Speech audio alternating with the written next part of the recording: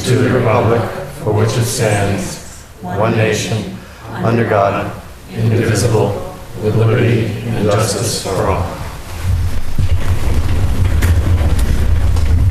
Good evening. I want to apologize for the delay in getting out of our executive session. I will open tonight's meeting and ask if anybody has any announcements from the board. Oh, just the Lions Club pancake breakfast at the senior centers tomorrow morning from 8 to 11. Proceeds go to the food bank. Excellent. Mr. Chairman, Mr. Ebersol. I attended the planning board meeting last night, and I wanted to make residents aware regarding the village district bylaw. One of the things that I requested the town manager to get a copy of the village district bylaw and the proposed map. And the comments that I made last night were such that I believe that the proposed map is too large in that it extends the entire length of Mass Ave from Chestnut Street to Whiting Street, all of Chestnut Street, Main Street, Oak Ave, Whiting Street, Lancaster Ave, and Leominster Road by the Town Common. And the proposed uses basically expand the retail commercial zone in that entire district, including laundromats, convenience stores, taverns, pharmacy, restaurants, retail stores, liquor stores by special permit.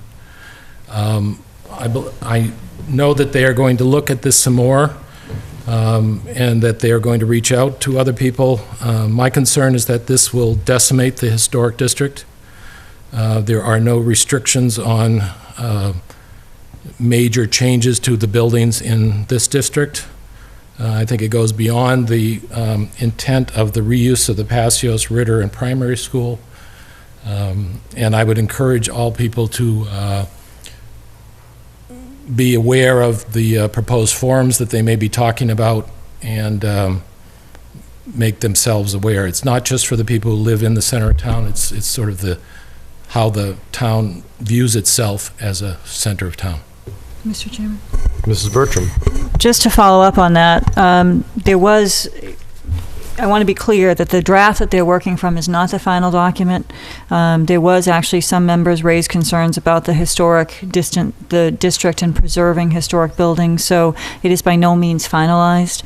And based on the new planning director's suggestion, they're now looking at a reduced size, although it does encompass the areas that Mr. Ebersol just mentioned. But that still is subject to change. So it is a work in progress, and they did talk last night about the need to not just move to a public hearing, which at that point it's really finalized, but to instead have a public forum to hear more input from the public. So it is by no means, if you do get a copy of it, it is not finalized. It is still very much a work in progress. Just a couple of announcements. First of all, I want to thank the public safety building, both forces, for having their open house on Saturday. I was able to attend that, and even with the gloomy weather, it had good attendance, and so I thank all the people who participated in that to open up the house and the public safety building and let the public see what's going on, the equipment that they're purchasing and how they operate, and provide important safety tips. I also want to thank the Friends of the Library for having the library's book and bake sale, again, one of their semi-annual events. And again, it was very well attended. I was able to go there for a little bit as well. I want to let people know, because it was so well attended at the last hearing, that the Zoning Board of Appeals, again, will be taking up the issue of Stone Farm and the proposed gas station, car wash, and convenience store tomorrow night at 7 p.m. right here in this very room. So everybody who is interested in that is encouraged to, again, attend and hear the follow-up of that hearing. I'm going to delay public comment because we are late for an appointment with the Lunenburg Housing Authority. So I'm going to ask the Lunenburg Housing Authority, who's here, to please come forward and open your meeting. We have a joint meeting with the Lunenburg Housing Authority for an appointment to fill an unexpired term in accordance with Section 3-1F of the Town Charter. Good evening. I'm Liz Murphy, the chair of the Housing Authority Board, and I guess we're opening our meeting.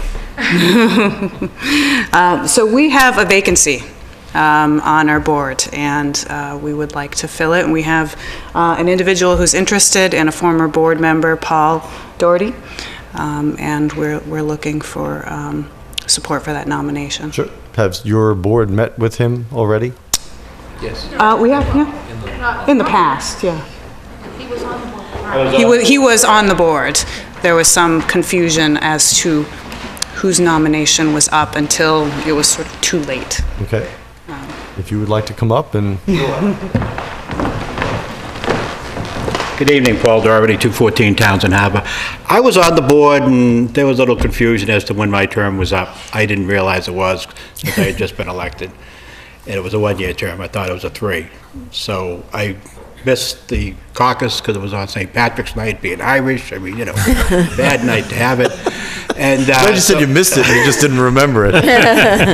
So that's why it turned. It was I was just remiss that. And then when someone else stepped forward, I wasn't going to go and take out papers if someone was interested. And then Sheila Loomy left the board, so I thought I'd be interested in coming back on, and here I am. So you were still interested in serving? Yes, obviously. I am. Okay. Yep. I'll continue to serve on the ZBA also. See you tomorrow night. Thank you. Anybody have any questions for the applicant? Mr. Chairman? Paul, if you would come back to the We've got some microphone. questions for you. The question that I ask every candidate for any position is that, what do you see as the needs on the Housing Authority and how you can address those? Right now, actually, we're very fortunate. There's aren't a lot of needs. Financially, the authority's in great shape. Things have turned around quite a bit recently under new leadership there and management. So there appears to be money that we may be able to do some work in the kitchens and do some other general sprucing up. So that type of stuff I would like to work on. I had been the maintenance there, back in the 90s, so I'm pretty familiar with, it inside and out. And there are some things that need to be taken care of from back then that still haven't been taken care of. So that's the type of thing I'd like to see done. Thank you. All right. Anybody else? Anybody else have any questions? I would entertain a motion on the appointment. I would make a motion to appoint Paul Doherty to fill the unexpired term of the Lunenburg Housing Authority. And what is that, how long is that unexpired term? Is it 3 years now? Or is it till Well, the it's- next Or is election? it till the next, well, it would be till the It next is. election. It I is till the apologize. You next are correct. election, yeah. Next election, okay. I'll second that motion. Any further discussion? All those in favor, please say aye. Aye. Aye. Opposed? None. Now you can take your vote. Officially and out loud? Aye. Okay. Okay. So it is unanimous from your end as well? Yes, it is. Okay, so, Mr. Doherty, you are now a renewed member of the Housing Authority. Please don't forget. And well liked. What? And well And liked. well liked, yes, I guess. And don't forget that next caucus you should be there because you have to run again. Okay, it's not on St. Patrick's Day, so there's no excuse this time. All right, I appreciate it. Thank Thank you very you. much. Thank you.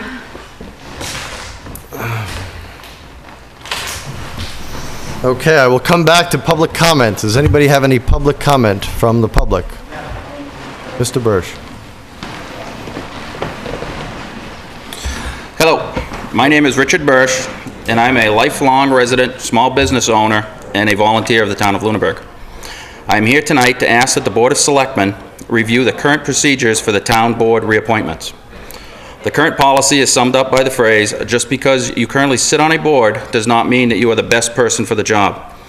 While this is a noble idea, the ham-handed implementation of this policy has been anything but. A month ago, myself and Mark Murphy were up for reappointment to the Conservation Commission. My reappointment came up, there was some debate, and it was decided I had filled out enough of my questionnaire to warrant reappointment, though I was surprised most of the debate was about procedure and very little about my service or qualifications. Mark Murphy had not filled out enough of his questionnaire, and it was decided that he must re-interview for the position. As a longtime town volunteer, the town bank reappointment forms were brand new to us. Nowhere on the form was it explained that our answers would weigh significantly more than our actions and experiences serving on the board itself. Had we known in advance that the form was a de facto interview for our reappointments, both Mark and I may have filled out the questionnaires differently. When Mark was interviewed, he briefly described his qualifications. That included being a civil engineer, dealing with wetland issues on a regular basis. He answered a few questions about our recently updated regulations and sat down. In the end, Mark was not reappointed and was unceremoniously dismissed. The questionable process that brought about Mark's dismissal and my reappointment is what brings me here tonight. I find it most concerning that the decision was made with no comment or opinion from the Conservation Commission. Had you asked Rob Verge, the Commission Chairman, he would have told you Mark's reappointment was a no-brainer. Mark was an active member that took his responsibilities seriously. More importantly, Mark was the only civil engineer currently on the board, and his counsel and opinions were highly valued at hearings and on site walks. The result of this decision process has had catastrophic consequences on the Conservation Commission. I have been informed that 5 other members of the Conservation Commission have reassessed their desire to volunteer and have chosen to resign. What started as a confused procedure and a questionable appointment has ended with the loss of 6 active volunteers and a non-functional Conservation Commission. This is a loss of almost 70 years of experience on the Conservation Commission. I cannot stress to you enough just how much the town has lost today. The seats on the commission will eventually be filled, but this experience cannot be replaced. While I do not agree with the method of protest by the other members, I do agree with their message that this reappointment process is flawed and the dismissal of Mark Murphy was not in the best interest of the Conservation Commission or the town of Lunenburg as a whole. In closing, I would just like to say to Jack, John, JJ, Mark, Sharon, and Rob, it has been my honor to serve with you. Your willingness to give your time and expertise to the town has been truly inspirational. Wednesday nights just won't be the same. Thank you.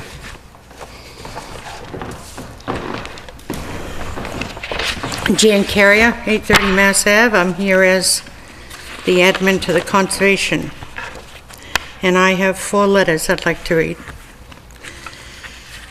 To the Town Clerk, Board of Selectmen, and Conservation Commission, because of recent events concerning the non-reappointment of the Conservation Commission most knowledgeable member and the appointment of a relative of the Board of Selectmen, it has become impossible for me to further serve at the town. John Byrne. This letter will serve as notice of my intention to resign my position on the Conservation Commission effective immediately.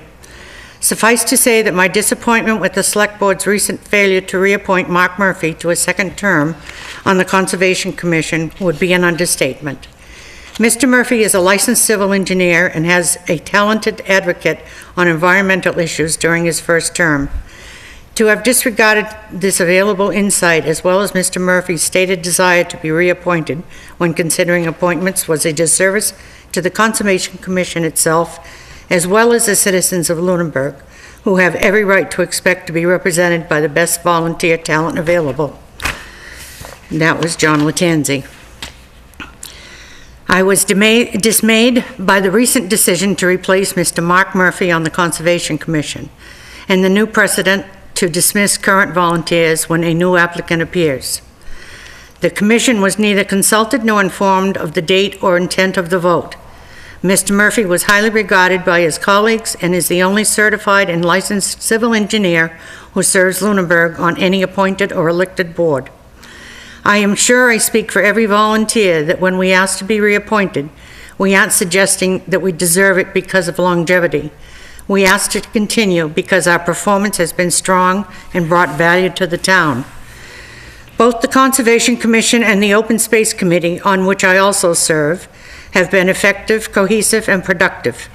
In addition to regular duties related to wetlands and open space protection, our record includes the Open Space Plan, which was highly regarded by the state and makes us eligible for grant money, the creation of land use policies, regulatory reform, new wetland boundary markers to define sensitive habitats in perpetuity,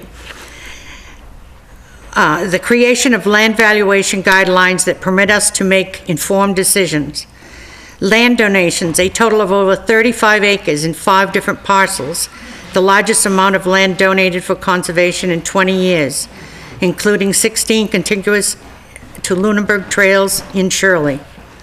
Creating effective partnerships with other conservation commissions and state enforcement agencies. Transforming Hollis Hills Farm into a jewel of the Lunenburg agricultural community. Encouraging public enjoyment of conservation lands with walks in the woods. The creation of an agricultural commission and the right to farm bylaw, both of which passed unanimously. The Lane property acquisition, which also passed unanimously. Conservation is a specialized field. It takes years of experience and training to execute our responsibilities. I myself am certified. We would have welcomed the other candidates as associates, which is a standard 2-year apprenticeship program before full membership. This was a vote of no confidence in the Conservation Commission and in those of us who have served the town for multiple terms. Accordingly, I am resigning from both the Conservation Commission and Open Space Committee, effective immediately. Thank you for the opportunity to serve the town, and I wish the town well and will continue to do my best to preserve open space, conservation interest, and the protection of our town's beautiful natural and agricultural resources. Sharon Jordan. A few weeks ago, Mark Murphy appeared at a Selectmen's meeting to be reappointed as a Conservation Commissioner. I was shocked to find out that he was not appointed. Mark is a registered civil engineer and was a valuable asset to the Commission with his knowledge of stormwater management, calculations, and site visits. I realize that Selectmen can and will appoint whomever they wish, but I was embarrassed and humiliated for Mark when he was not reappointed. I do not want the same thing to happen to me when my appointment is up. Therefore, I am resigning from the Lunenburg Conservation Commission and the Open Space Committee, effective immediately.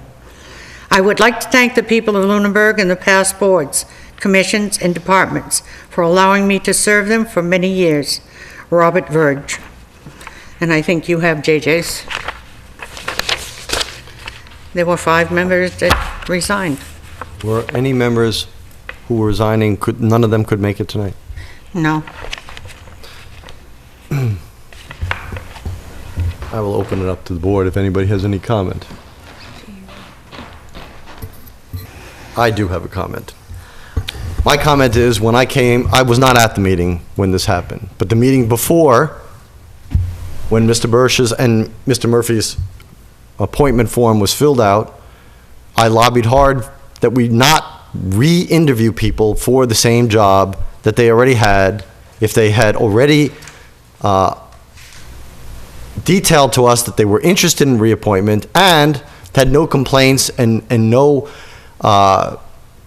marks against them from their own commission or from the people who they hear the cases for.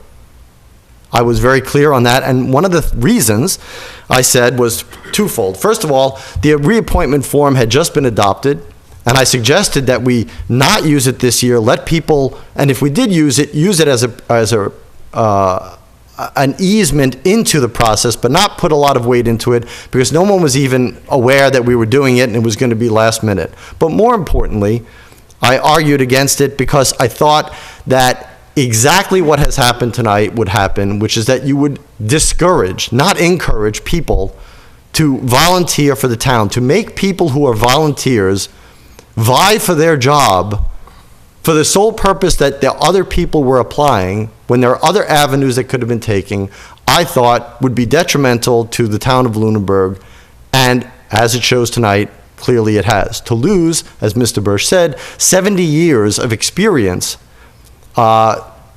makes no sense, especially since, as he pointed out, and I'll note in no particular order, that the Conservation Commission was not even consulted. So the performance of the individual in question was never even asked of the committee and the commission and the chair under which he served. That the replacement, having not been here but having seen on YouTube the interviews, each of the 3 interviewers were asked one question, and the whole process couldn't have taken more than 15 minutes. And in that, I saw not one reason why you would not reappoint somebody. It wasn't like somebody was so head and shoulders above the rest. To acknowledge, it seemed to me to be, and I will say that and defend that position. I just think it was an arbitrary decision. How do you know whether somebody's better or not for the Conservation Commission if you've asked them one question and one person has served for 2 years and nobody else has served on a committee in town at all?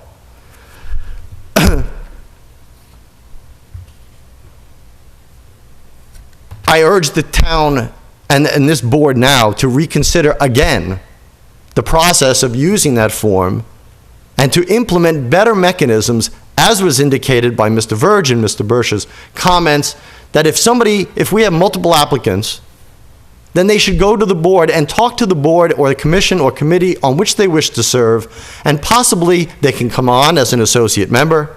Possibly there's somebody who is thinking about stepping down anyway and waiting for somebody to replace them. There are more gracious ways of doing this. I think what was done to Mr. Murphy was disgraceful and disrespectful, and I would like to see that stop. I didn't want it to happen in the first place, to have that process go forward. So, to the board, I agree with Mr. Bursch again. I think his statement was well stated. I cannot support them in mass leaving and resigning in protest. I understand why they're doing it, and publicly on television and hopefully in the press. I would ask them to reconsider and ask them for the sole purpose, for the sole reason to reconsider on that when they asked to serve the town, it was to help better the town. I will tell you tonight that your en masse resignation does not better the town. It makes a statement. It makes a statement that certainly I am getting. I hope my fellow board members are getting, but it does not help the town, and presumably that's why you volunteered to begin with. So I ask you to reconsider before we accept these resignations. We will put them off. I will not accept them this week. I will put them off to next week in case anybody reconsiders, but I also wish that my fellow board members reconsider the appointment process as a whole. We have spent better part of 5 meetings interviewing and filling vacancies for boards and committees that we can't get enough people for. And now to take a huge step backward and lose experience and lose a functioning commission, that is just not the right direction to go. And I am really sorry for Mr. Murphy, and I apologize for not being able to attend that meeting that night. But I hope this whole thing is reversed going forward. Mr. Chairman? Mr. Ebersol. I am dismayed at the resignations, and I hope they reconsider as well, but can understand if they choose not to. Part of our discussion when we adopted the reappointment process and the form that implements that is transparency throughout government. And that if we have a system by which a potential member goes to an existing board to try to get on it, there is the danger that any board will choose the ones that they want to support what they're doing. And that can be good and that can be bad.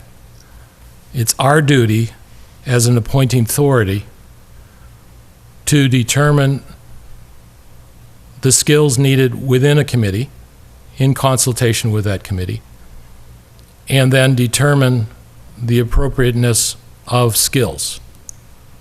And I will repeat what one of the comments was made: just because somebody's been in office, elected or appointed, does not mean they're entitled to that position.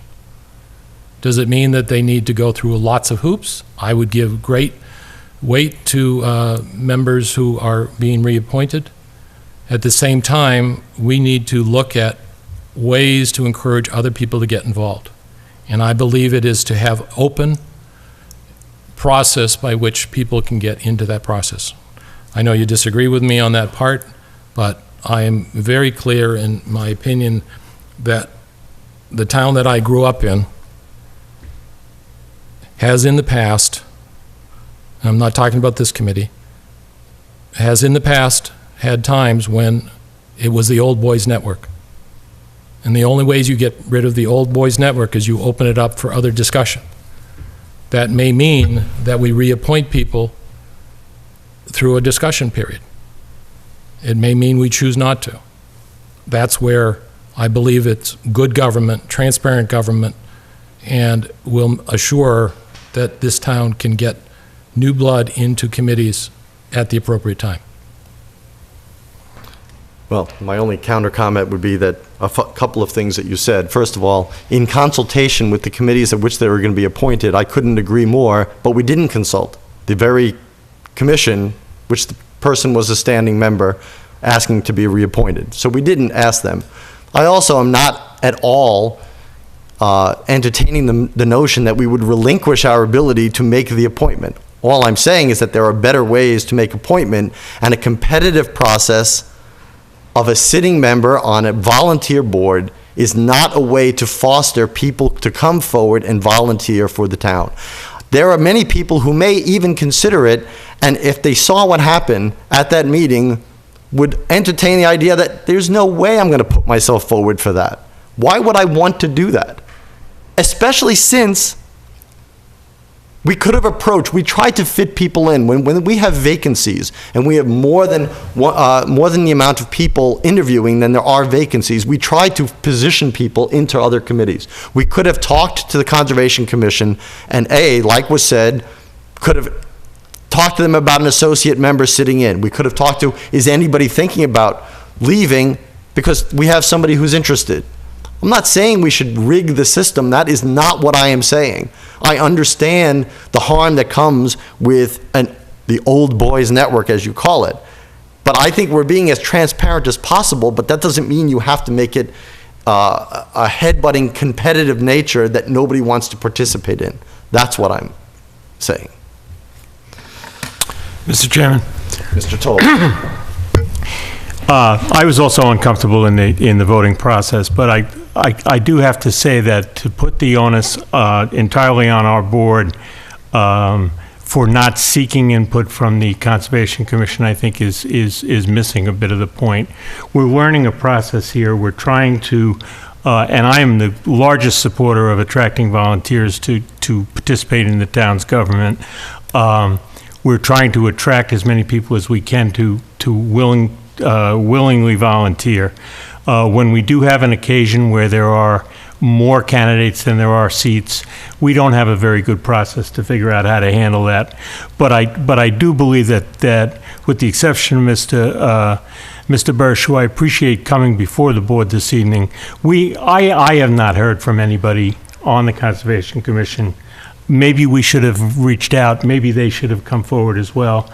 And I'm a little disappointed that a mass resignation was the approach as opposed to trying to put together a joint meeting to resolve this situation. Having said that, I do believe we're learning from this process. I applaud and support your position of not accepting the resignations, and hopefully we can work something out here. I'm not above admitting that occasionally we make mistakes and we need to rectify that. Mr. Chairman? Mrs. Bertram. I recuse myself from this vote purposely because I know the potential conflict that it appears. And I, quite frankly, was very shocked that my son was appointed. I fully expected that Mr. Murphy would be reappointed. I purposely did not participate in the vote. I know each and every one of these individuals personally, and I am very dismayed by their resignations, and I hope that they will reconsider. I think that to have lost this experience of each and every one of these individuals is truly a loss to the town of Lunenburg.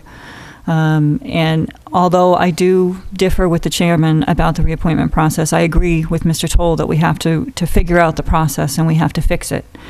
But I also know that for the past 9 years, when the reappointments come up, we list a list of names. We don't interact with these individuals. We don't know what jobs they do. We don't know how the commission is doing. We don't know whatever board they're serving on, whether or not they even attend the meetings.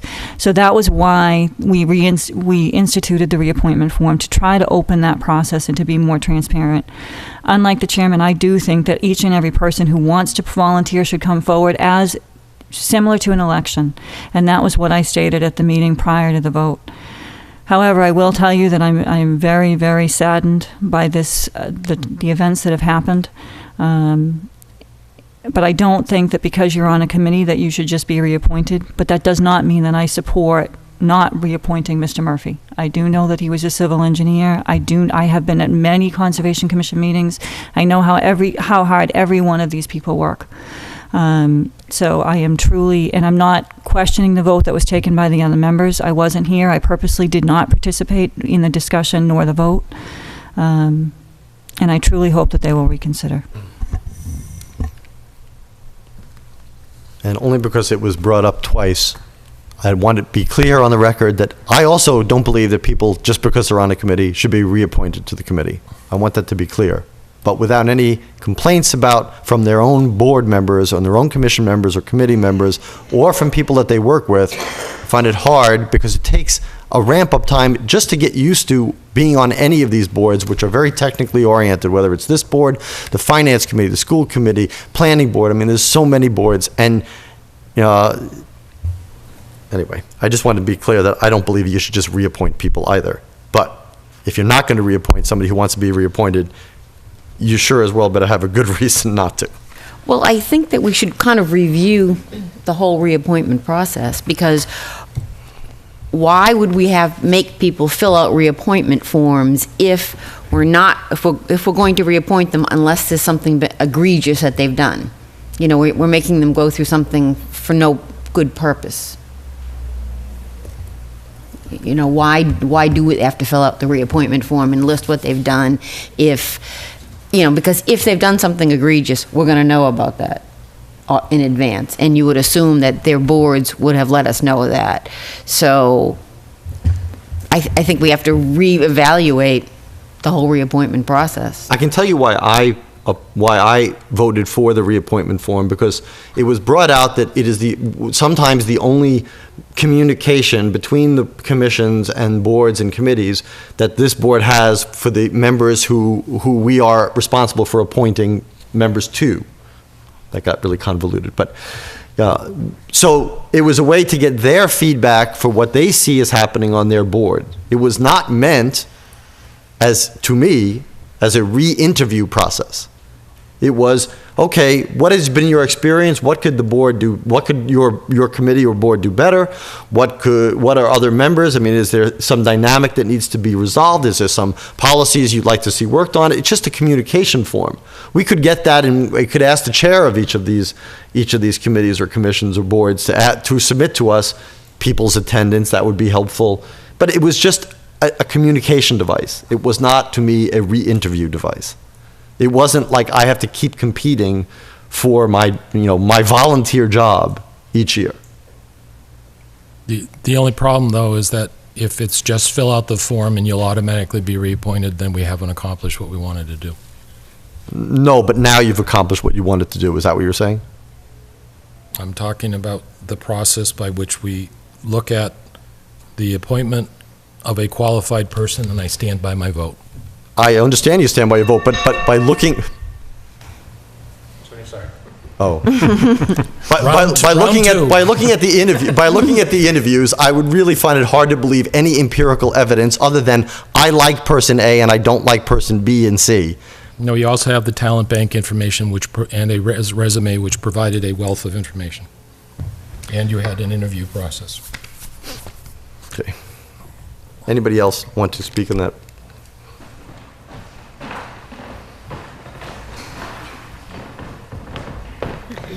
Dawn Johnson, 357 Lancaster Ave. I've been listening to everything you have to say. The reason I'm here tonight is when I heard that Mark Murphy had not been reappointed, I thought, wow, what did he do wrong? Because I feel I've been on volunteer committees, and I feel that you are going to have a hard time getting people to volunteer to serve on committees if this is the way they are unceremoniously let go without even a thank you for your service to the town. I agree with what Tom has had to say as far as it doesn't have to be just a stamp, but some input from the chair of the committee. I think it is important to know if people who are on committees actually show up to the meetings, but I don't believe that was the problem with Mark Murphy, and I think it was a grave injustice to him, and I feel really bad that that this happened. So I just wanted to put my 2 cents in. Thank you. Thank you. Anybody else? Okay, any other public comment?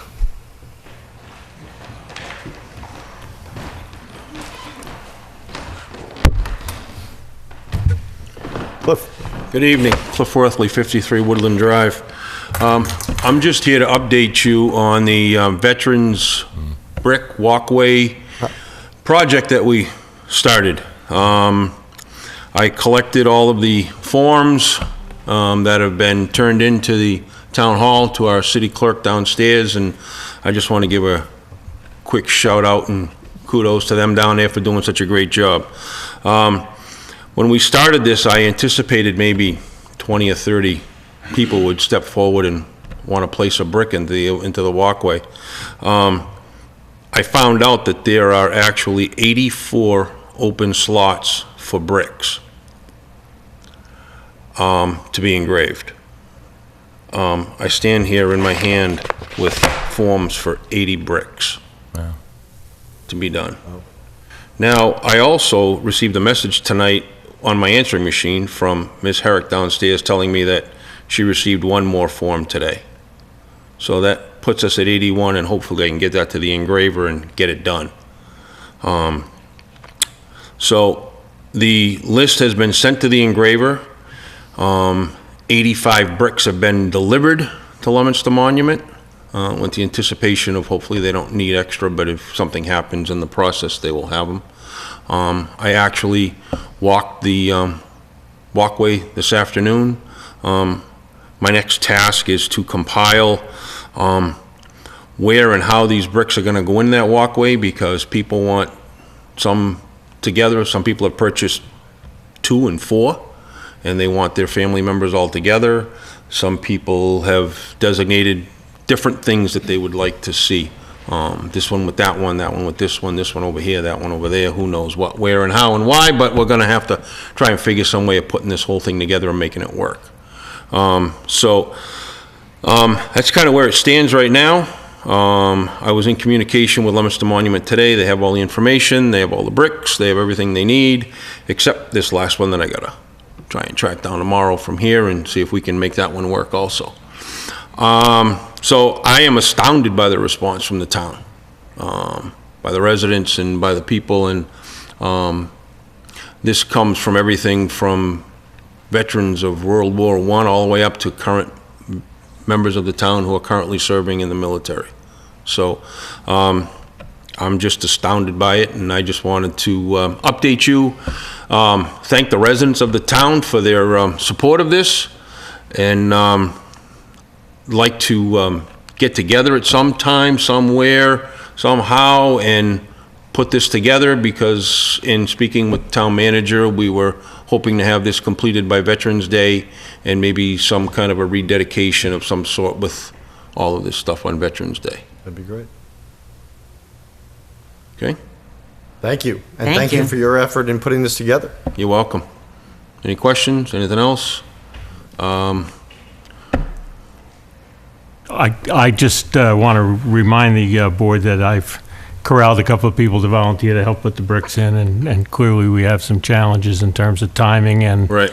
people that want to sit next to Uncle Charlie at the Yeah. wedding, but I'm we'll gonna- do the best that we can do here. What I'm gonna do is I'm going to try and develop a spreadsheet with everything that I have, all the information, and literally locate them in the spots that are open to put them in, so that everybody is hopefully where they want to be if they need to be someplace specific, Excellent. wherever that may be. So,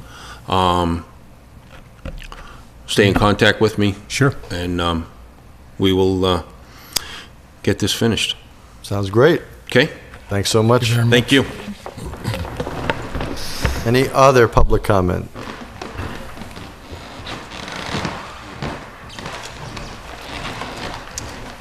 Good evening. First, Dave Blatt, 411 Goodrich Street. First, I wanted to make a comment regarding the idea of folks coming forward. As the chairman of the Green Committee, we're always looking for members. So if you ever have anybody who's asking to be a member of any committee in this town, I would beg you to please allow them to be apprentice members or whatever. Don't wait for a vote. Don't wait for an election time. Give them the opportunity to be apprentice members, because we're always looking for, a quorum. You're always looking for people to learn. I mean, the fact of the matter is nobody can know what a committee does until they serve on one. I'm sure all of you thought one thing before you became selectmen and have found it to be something completely different. So I encourage you that when you start thinking about this thing, when you get somebody from the talent pool, and, throw them as an apprentice and let them see what this committee's about and see if they want to still serve or if they want to go for another committee. But don't lose a volunteer, whatever I can say. So that was it as far as that. I wanted to also give you a quick update on green, if I could. All right? We had I'm going to do this as fast as I can because I know I'm not supposed to be on the agenda. We're waiting for our first check for 25%, which is about $38,000. We had our meeting with Unitil, with National Grid, and we had our first things. We've had some improvements already, which was in the middle school, variable frequency drives, a new compressor. You'll start seeing in the Eagle House LED lighting, in the Eagle House interior, exterior. You'll start seeing LED lighting on the outside of the library, at the outside of the public safety buildings. Those are the first projects we'll be doing for you. One of the things that came out of the meeting with Unitil and National Grid was that we are missing the boat. The fact of the matter is they have a new constructive service participation guide that will give us incentives towards putting energy efficient things into our new middle school, high school. The problem we have right now with the way it works today is that the budget that has been given to the architect, builders, and things like that is the budget. Doesn't matter what they do. They're going to get paid that money, and that's what they get. The fact of the matter is any incentives that's given from Unitil and National Grid doesn't really benefit them. It can benefit the town now. So the National Grid wants, and Unitil wants to review the plans, wants to look at how we're doing as far as over and above, and will give us money, up to $2.25 a square foot, for things we can do and what we want to put into the building. I behoove you to make sure that somebody from our committee is supposed to be at those meetings and, that we're involved. I will deliver this as the selectman representative to the school building committee. We have a meeting tomorrow. I will bring this to them. Okay, we're trying to have a member there too, because the fact of the matter is we feel we can do things as far as upgrades now. One of the biggest problems we're having right now is with the primary school. The primary school, we went and we have fairly good efficiency. However, we cannot show a good ROI to go the next step. So the problem you're going to have is if you do things like compact fluorescent light bulbs and low energy compact fluorescents in the school today, in the classrooms, and you want to go to LED, you're not going to get any incentive from the state because the ROI is too long. We're trying to say there are ways to do it now, and we want to be part of that for you. So that was my soapbox. I'm going to get off my soapbox now and let's go on with the rest of the meeting. And I promise I will bring this to the committee tomorrow. Thanks. Any questions? Yeah, one question, and this was going to be part of my report on the library. They were alerted to the proposed 43% increase in rate from Unitil in December and what that was going to affect theirs. And they appreciate the work on the outside LED lights. The question becomes whether some of the high energy usage on the inside for the lights, whether that might start qualifying. And I don't know if you've already looked at the inside lights in the library? We hadn't looked in the inside lights because one of the issues we have is because the lights are not a standard fixture, it is either some of them might be replaced or a very expensive retrofit. And that's what we're running into right now. What we have done is we have done a review of the timers, and we found that the timers need to be revamped on the library, that they're not being used properly. So we've made suggestions to the library to look at the times and their openings and review the 3 timers that they have and reset them for what they should be. Okay. So there is funds available right now, and we would look at that as other projects as this building as the town decides what they're going to do with other buildings in the town. Thank you. Okay. Thank you. No problem. All right, thanks, folks. Any other public comment? 7:15. I apologize for the delay. Eric and Sheila Holt are going to talk about the community solar garden. We heard from them earlier this year. I want to apologize as far as that bell going off because I tracked the market during the day, and that was after the market closed at 8 o'clock, and I would have been done by 7:30 or so. Get out of here. You'll need to use the microphone. Yes, you will need to use the microphone is correct. All right. And unclip it.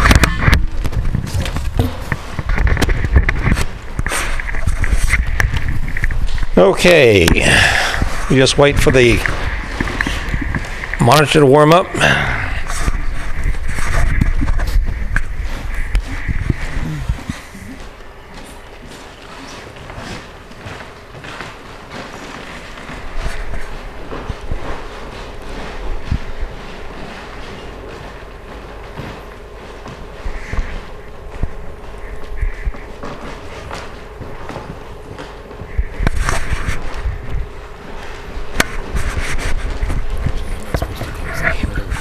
You have to change the source.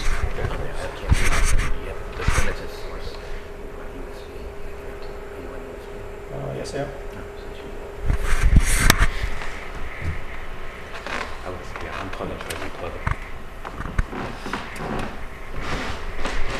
It was working perfect when we started.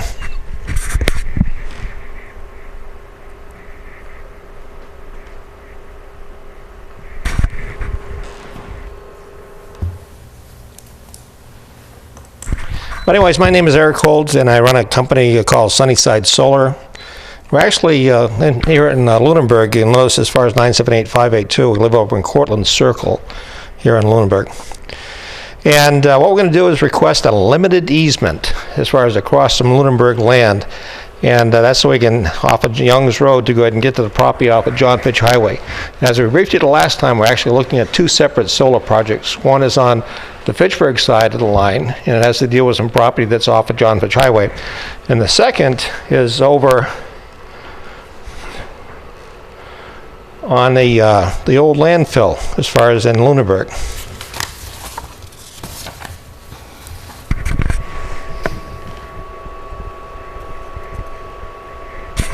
Okay, she's warming up. And here we go. And the objectives of this meeting, or this briefing right there, is to go ahead and take and get the limited easement as far as going across the town of Lunenburg property to the private land that's located over in John Fitch Highway.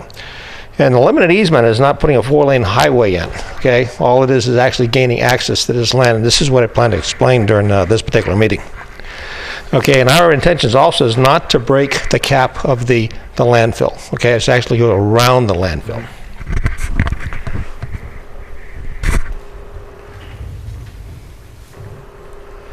Okay, we got some technical difficulties here. We just got to talk it through. Okay, and information of the town. The person that actually owns the land over in John Fitch Highway is our... I'm going to ask that you talk to the board. Okay. If you want to bring your computer up so you have it, we have the presentation in front of us. Okay.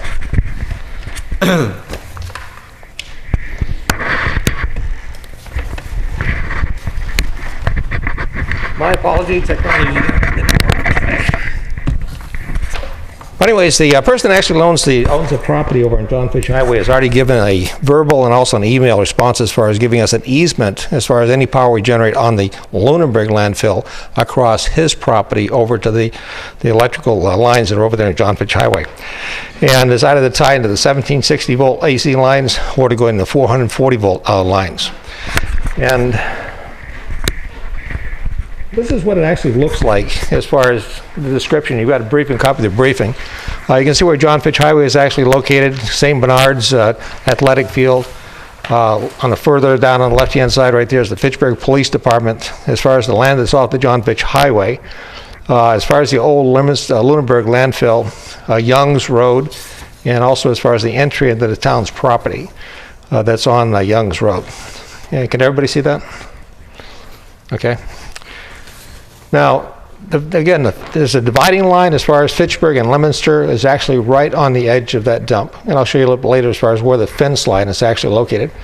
There's a brook that actually runs around the Fitchburg property, and it runs actually north to south, and it comes down into some wetlands that are actually south of the Lunenburg landfill. And what we're proposing is actually an easement as far as coming in off that Young's Road and coming up in towards the landfill. And then from there, it's either the decision to go south around the landfill or actually go north around the landfill. And the first one is actually going south, and it's actually going up a road and into that property that's on the John Fitch Highway. And the reason why we need that easement is actually to bring in some bulldozers and all, and some other equipment to go ahead and cut the trees that are over there, and also to shape that land and prepare that land as far as for a solar farm. If we turn around, let's see, the next slide right there actually shows you as far as the gate that you'd actually meet. And if you're going on the southerly route, as far as just where that dip is located, there's a gate there for the landfill itself. And what we're going to propose as far as going and allowing us access through that gate right along that roadway, and then we'll actually install another gate on the other side of this fence, so we can actually bring the equipment up and onto the property that's on John Fitch Highway. We're also intending, when we just actually walked the land today with the engineering team, and we're also proposing as far as putting more and more rocks and riffraff inside there, as far as to go and make sure we don't break up any of the soil and all as far as going up and through there. The next route is the northerly route, and as far as going up north and then around the cap of the dome, the dump itself. And there's a lot of loose soil up there, and it's quite an incline as far as getting into it. It's not impossible, but it's the easier way is actually going through the southerly route. The next slide actually shows you as far as what that fence actually looks like, as far as the demarcation point between the city of Fitchburg's land, and also as far as the back side, actually the west side of the Lunenburg landfill, as far as the cap. And that dotted orange line right there is actually the fence. If we were to come up as far as on the northerly side of the route, you can see as far as the end of the fence, that's where that actually would come up as far as onto the back side. One of the things I like to show folks right there is the quality of sand that is up there. It's high quality sand, and we're not really sure the city of Fitchburg right there would actually want that sand. And I'm going to show you a way as far as how to get that sand off that land. This briefing also was presented to the Conservation Committee, okay, and as far as no comments. The next slide actually shows you as far as coming off the landfill itself. And if we're going to put a solar farm on top of the landfill and then route it out as far as the road, we're talking about going out about 500 feet to the 1,760 foot volt AC circuit. That's that high voltage circuit that runs down. And then 900 feet as far as going out to the 440 volt circuit that's actually on the John Fitch Highway. So it shows you right there that we're less than 1,000 feet. And from an engineering perspective, it's actually doable as far as doing that. We also took a look as far as at the landfill itself today. We're leaning forward just a little bit on this project because we looked at the John Fitch Highway property, and we also turned around and looked at the landfill itself. And we're going to have to put a little more study into that as far as putting a solar farm onto the landfill itself.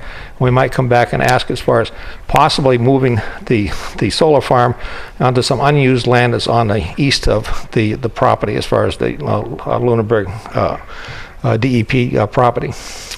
The next slide right there shows you as far as the high voltage circuit that runs right across the John Fitch Highway property. And again, it's they're looking at as far as either tying into that, stepping the electrical potential onto that circuit, or turning around and bringing it over, putting it on the 440 volt circuit. The next is a possible brook crossing. Has everybody got that slide? No. Okay. It's maybe if you could just tell us what the title is on yours. Brook possible crossing point. No, we don't have. We don't have it. We don't have anything. Okay. Last visual we have is limited easements off landfill. Okay. Then we go to installation priority. Okay, my apology, I added that one in there. And there is a possibility, again, it's the city of Fitchburg wants the sand off of this sandy lot that's on the John Fitch Highway side, putting what they call a construction quality truck crossing bridge going across that brook. And that would have to actually meet the city of Fitchburg as far as their conservation committee and their planning committee as far as actually putting a bridge across that brook. If they do not want the sand, all we're going to do is turn around and just kind of shape it and make it ready for a solar farm. And that will not install as far as construction quality truck crossing. The next, you have a picture also as far as the John Fitch Highway possible bridge crossing, as far as a picture, as far as the brook. Oh, my apology. Well, we actually do one down there and took a picture of that to show you as far as the water levels. We also noticed as far as ATVs were crossing there, and also some trucks are actually crossing that point, going up inside that area, that field. And then installation priorities. Do you have that slide? Okay. Installation priorities. The land that's located on John Fitch Highway is actually made up of 4 parcels of land. And for us, that means we can actually put in 4 1.3 megawatt solar farms. Okay. And the thing is that there's only 3 of those parcels that's actually usable. The other parcels, the one parcel is actually wetlands, and we cannot do anything as far as the wetlands. So that's what they're actually looking at today, as far as taking a look as far as the parcels, the size of the parcels, and trying to size up as far as how much solar we can actually put on the John Fitch Highway location. And we'll know pretty much as far as it's going to be somewhere between about 2.0 to 2.6 megawatts from what we can see so far. We cannot put any solar panels underneath the high voltage lines, the 1760 volt AC lines, and because they've got their easement in place, and we will have to probably trench and put in a trench to go ahead and put in the lines that are actually coming off that solar farm and bring it out to the 440 lines. And also, if we put in the solar farm over the landfill or around that landfill, we'll actually put those lines probably in the same trench. So it'll probably dig that stuff back up again and put those lines back in the same trench. The old Lunenburg landfill, right, is landfill, and the surrounding area is just one parcel of land. I believe it's 47 acres. Can only support one 1.3 megawatt solar farm. And then the limited easement will be already in place across the John Fitch Highway land, so that this way, as we develop the one over on the landfill or around that area, we've already got the limited easement in place to go ahead and cross that other person's land to bring it out to the street. And when complete, both of the solar farms will put out, we're going to say 5.0 to 5.9. We might have to lower that a little bit, bring it down to 4 point something, and then up to something. And then from there, the utility footprint, it includes Fitchburg and Lunenburg, Townsend, and also Ashby, as far as the footprint for Unitil. And it presents about 100,500 electrical meters that are out there. Okay, way forward, and we're requesting as far as the town of Lunenburg approved the limited easement across the town property located off the Young's Road. The exact path itself, whether it's going to be south or north, is to be determined right now, because it's actually waiting for an engineering study, as far as civil engineering study, to actually see which is going to be the best way to do it. But the purpose for it is we're doing what they call non-recurring engineering work. That's the physical surveys, the initial access to the land on the east side of the John Fitch Highway, going in there and cutting, and also go ahead and take and do some land shaping to receive the solar farm. The staging as far as the equipment that's needed to install it, as far as the physical installations, the fencing, the security cameras, and then in the future, it's also what they call the health and wellness checks as far as on the solar farm itself. And those are where every 90 days or so you see a team actually go out there, and through this easement they would actually go out there and check the health as far as on the solar farm itself, replace any panels, any parts, et cetera, et cetera. And then the limited easement across the John Fitch Highway, initially verbally and email approved. And the written approval is actually going to come in their land lease. We'll actually write it into their land lease that they'll actually allow us to go ahead and take and go through their land with any power that's been generated on the Lunenburg side out to the John Fitch Highway. And that's going to be signed soon. The owner is just waiting right now as far as the letter of intent that we're working at. Next thing is questions. The lots, the 4 parcels that are on the John Fitch Highway side, do none of them have any frontage on John Fitch Highway? They do, but the problem on that right there is that you have the frontage, and then X number of feet back, you have a brook. And so therefore, you can't build anything on that frontage. You just don't have the depth until you get to the brook. Say restricted 125 to 150 feet from that water. So that means we put a solar farm in that we have to maintain 100 and some odd feet away from that water, which puts us right underneath the high voltage lines. And again, because that easement, we need to even move that further east, right, until we actually can put a solar farm in. So it's not practical to get access from the John Fitch Highway side? There is, again, as far as a bridge, okay, and that's going to have to be looked at as far as to go ahead and put a bridge in to go ahead and come off the John Fitch Highway onto this land. And again, that'll come up with what they call a site-specific design as far as exactly how they'd actually do that. when you look for lack of a better word, investors in this eventually, are they going to be by parcel, meaning that the 3 parcels that you're going to develop for Fitchburg are going to be for Fitchburg customers, or are they going to be for anybody? Anyone that's in the servicing utility, okay, in this case is Unitil, right, can turn around and buy solar panels that are inside these solar farms. So if we just developed the Fitchburg side, and you live in Lunenburg, I live in Lunenburg, I can turn around and buy solar panels inside this solar farm. If I live in Ashby, I live over in Townsend, I can again buy there, right? So the more we blossom this thing out, the more panels we can sell, and as long as you're within a footprint of that. Say, for example, if you're over in Leominster, National Grid, and we put one in, say, for example, to the southern side of the airport, you could be in that part, Leominster, or any of the other cities that are part of National Grid. So your panels may be, say, for example, down to Uxbridge, Massachusetts, which are putting a very large system down there. So it's within the footprint of that utility. Yeah, no, I understand how that works. So will you be giving deference to people who, in the towns where you actually have the solar farms? We're going to try, but one of the things also is Walmart. Walmart is the biggest buyer of solar panels, and what we'd like to do is to hold them back. And then from there... I meant residential, but I mean, if somebody... Are you going to give preference to people in Fitchburg and Lunenburg as opposed to Townsend and Ashby? No, it's the Unitil customers. So you will not make that difference? No. And again, for us, we want to go ahead and take in what's a Clean Energy Collective. What they want to do is install the solar farms and sell the panels. And then from there, again, you go from, say, for example, this might be Phase A, Phase B, say, Phase C. Mm-hmm. And the next effort right there might be as far as on the Lunenburg property. Okay, as far as, now we've got a requirement to put more panels in. So therefore, we turn around and turn on the next phase, which is going to be over as far as on Lunenburg.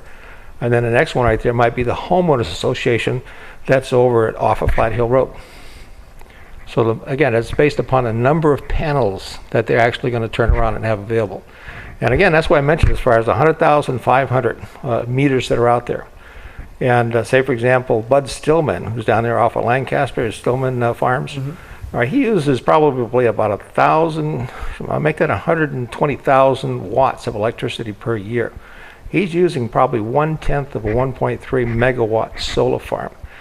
And if somehow we could turn around and get all of the farms, the APR farms that are out there, that can turn around and buy panels, right, either through grants or low interest loans, we could turn around and begin a process of putting more and more solar farms in. So that's the way that collective solar farm works. Well, I would say that as a member of this board, doing with Lunenburg land what's best for the town of Lunenburg, I would probably want to put in something that says that Lunenburg residents get preferential first choice if it's going to go on our property. Right. Especially since you're saying that you're going to go through our property for the whole thing, right, and you're going to build us last. Right. Again, that's going to be part of the Lunenburg build as far as the solar farm. Mm-hmm. And again, that's something that'll come into the critical design process. And there'll probably be a timer put in there, say, for example, the first year is Lunenburg. And then at that point right there, open up the rest of the folks that are out there. Okay. Yeah. Next question. Anybody else have any questions? Is conservation land impacted at all? No, it's not. The conservation land is actually north of the landfill, okay, and actually north of the Lunenburg property. We looked at that as far as possibly crossing over that conservation land, and I think we're getting very close to it on the north side. That's what we're going to recommend as far as going the southerly route, as far as going across that southern part of the landfill. Okay. Okay. And the sandy area, is any of that in Lunenburg? Oh, yes. If you back up to the slide, it says possible brook crossing. We don't have that. We don't have that one. No? Okay, let's back up even further. How about the limited easement across off landfill? Uh-huh. Okay. If you take a look at that one, and actually the landfill is actually right in the center of that slide. Yeah. And Lunenburg actually owns all the property that's on the right-hand side, okay, all that sandy stuff that's out there. And they actually go north up to the north part, even further north as far as where the landfill is actually located. And when we come back in, we might turn around and recommend that we can possibly use maybe the southern part of that Lunenburg Sandy area as far as a 1.3 megawatt solar farm, rather than actually going up on top of the landfill itself. Yeah, because that's not being used right now. And again, we'd have to coordinate through the DEP and folks. But our goal is to go ahead and use land that's not being used. And also, we try to tuck these things into places you don't even see them. All you see is the 3 wires coming off them.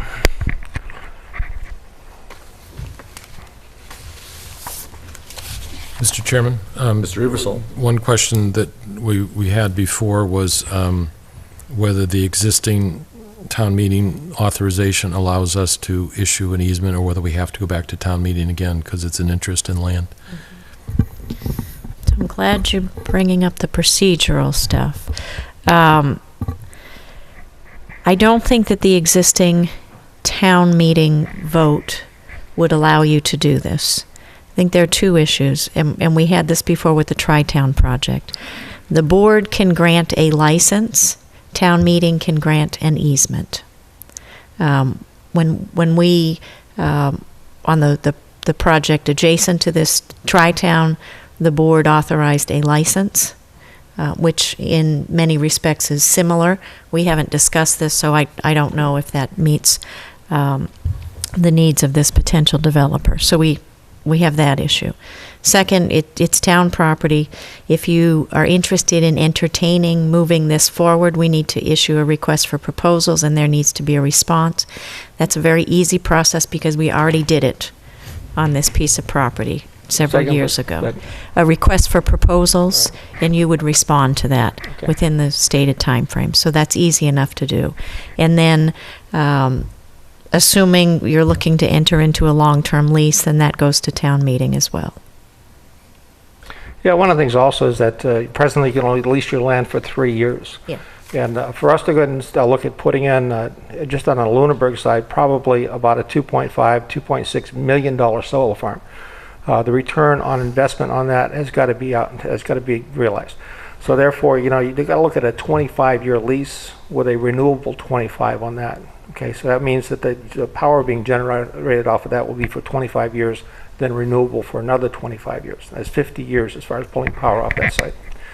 That makes it economically feasible for a company to come and actually install a $2-point-something million farm.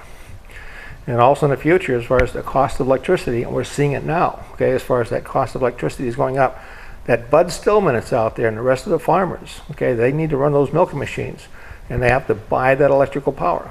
So why not allow them, the farmers, and all the rest of the folks, generate someplace where what you use as far as electricity? Find a way to do that. And this is what we're doing, is trying to propose it.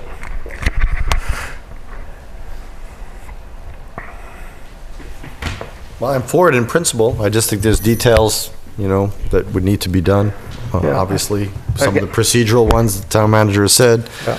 And then, from my standpoint, some assurances of that things will be done. I don't want to grant an easement and then all of a sudden 3 parcels on the Fitchburg side are made and then we don't do the one here for some whatever reason. So I think all that's going to be tied together. Yeah, and what we're trying to do in these easements actually is tie things together also as far as having access to the John Fitch Highway land, but also as far as when we begin a process of going through the RFP and if we do win, as far as turning around and building the Lunenburg side, because that easement will be for health and wellness in the future. So they can go up and on the John Fitchburg side, and also as far as on the Lunenburg side. So one way you might address your particular concern is through a license which has a fixed term rather than an easement which would be in perpetuity. Right. So that might not suit your purposes, but that that is something. We have to have a way to cross that land. Yeah. Any other questions? I don't have any other questions. I just would echo your concerns regarding preference to Lunenburg residents, and I would recommend that we put that in the request for proposals as well, that there would be a period of time for which Lunenburg residents can apply, and those applications would be accepted prior to applicants from residents of other communities. Yeah, I completely agree. Again, we're getting the go-ahead on the Fitchburg side as far as trying to get that effort going. And this is not a 2014 build, okay? This is the 2014 all the engineering work that has to go into non-recurring engineering work on the John Fitch Highway side. On the Lunenburg side, it's on a hold, I believe, for the vote as far as extending out the leasing period from 3 years to 25 years, and 25 years renewable. And then as far as the RFP itself. Yeah. And that's when it actually come back in and re-engage as far as the Lunenburg side. And I completely agree, because I live in Lunenburg, all right, as far as the Lunenburg residents first. What is your expected timeline? We like to go ahead and build out the John Fitch Highway side in 2015. And then it's going to be, as far as the request for proposal and getting all that back in, you'll probably see the non-recurring engineering work done in 2015 for the Lunenburg side, and then a build out as far as the 2016 timeframe. Okay. Okay. I guess I would just be concerned with whether we're going to be getting a license fee or an easement fee or some other compensation, and I would assume that would be part of the RFP process and then negotiation or something else like that. I should have made it clear, because we use the term license for a couple of different things. And license, when I was using it, it was for the roadway. So you may have some compensation for that, a pilot as well. But we can, I can mark up the previously used RFP, distribute that to you for you to review and add comment before we move forward. The person that owns the property on the John Fitch Highway is a no-cost easement as far as coming across that person's land. We thought possibly the same thing as far as, coming across the Lunenburg land with no cost. Okay. Well, we will review the RFP that was used, and as the town manager said, we will all comment on it and come up to a final document, because we have to follow that as part of state law. So. Right. Okay, no questions? Okay, thank you very much. Thank you. Thank you.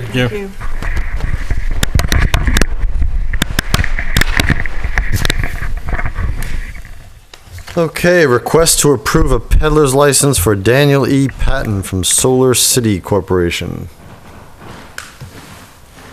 Okay, it doesn't appear that he is here. It was my understanding that he would be here. So if I can present this, but if you would put it like to next week, we want to see Mr. Patton. I assumed you would. Vote to authorize the sale and award the bid for $3 million bond anticipation notes to Century Bank at 0.25%. Okay, so this is a request from the treasurer, who is actually on vacation as of today for the next couple of days. So I offered to present this to you. Again, a request for $3 million in a bond anticipation note to be sold to Century Bank at 0.25%. Proceeds from the borrowing will be received on October 14th and mature on November 14th. The reason we needed to do this is because there was a change in the cash flow for the school building project.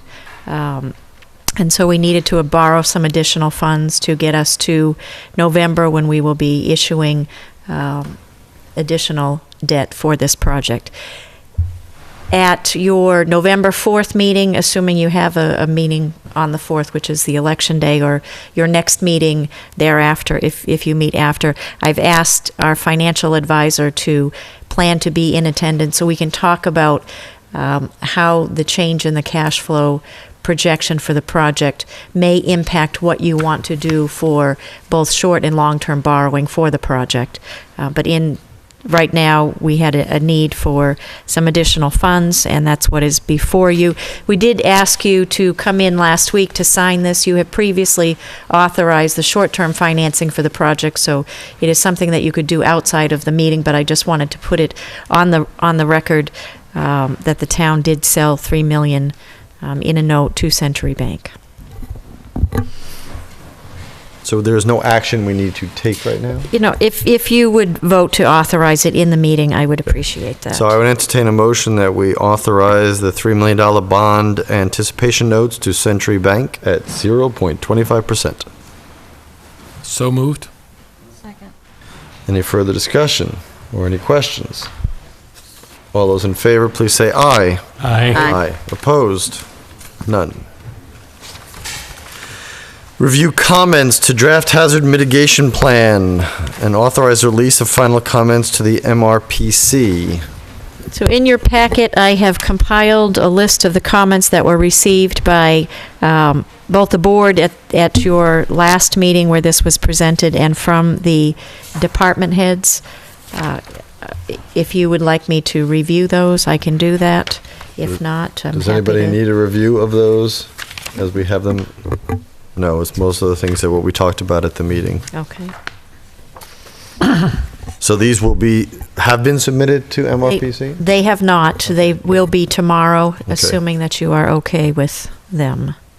Mr. Chairman, I don't see in other government buildings on page 44, I didn't see the Ritter building. Maybe it's under something else. I see the public library, the post office, the senior center. I just didn't see the Ritter building, and perhaps it's there and I just missed it. But that would be another government building that we might want to add. Okay.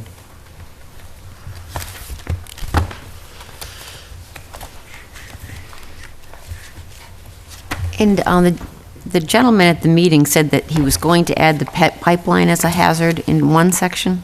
Is that right? The what? The pipeline? Right, I think that was listed as one of the comments here. It just says entry of National Grid various locations should be changed to Tennessee Gas, Kinder Morgan. It's under other critical facilities. Right. Isn't listed under hazards or anything.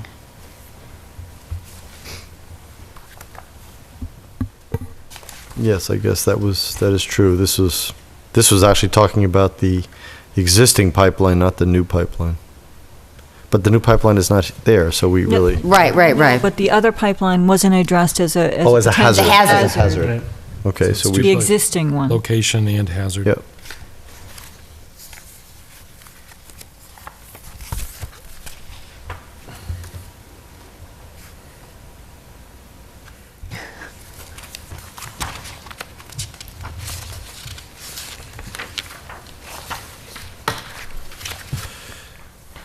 Do you need a vote for that, to authorize that to be released? Yes, please.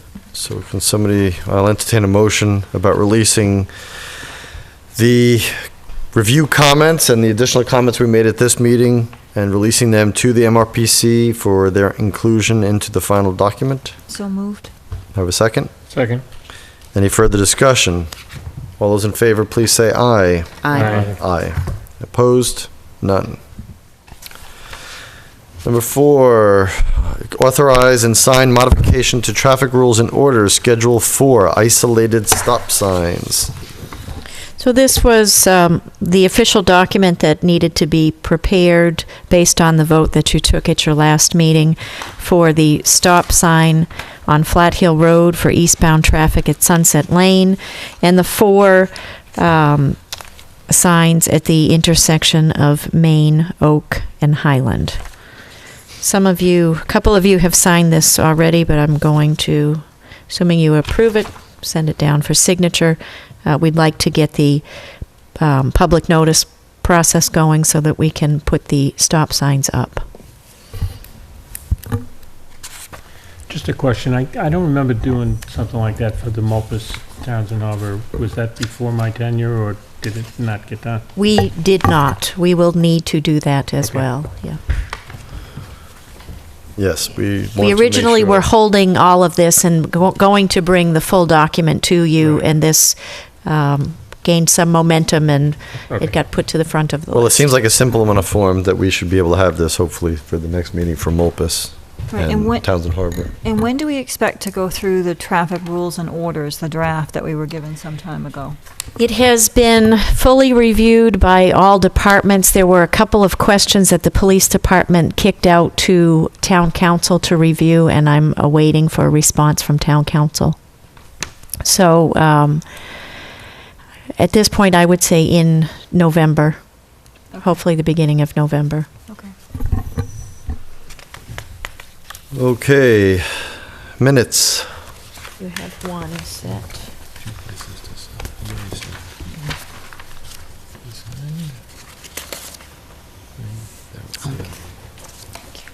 Oh, just so happened to be when the community solar farm was first brought up.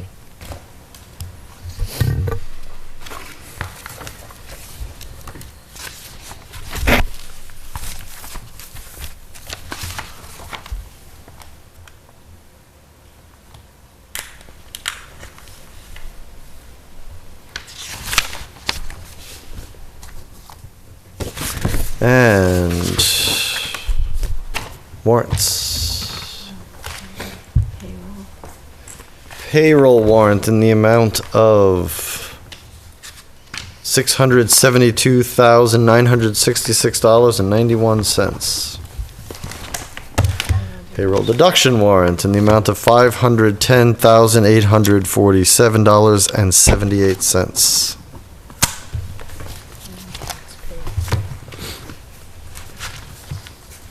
And accounts payable in the amount of $463,819.38.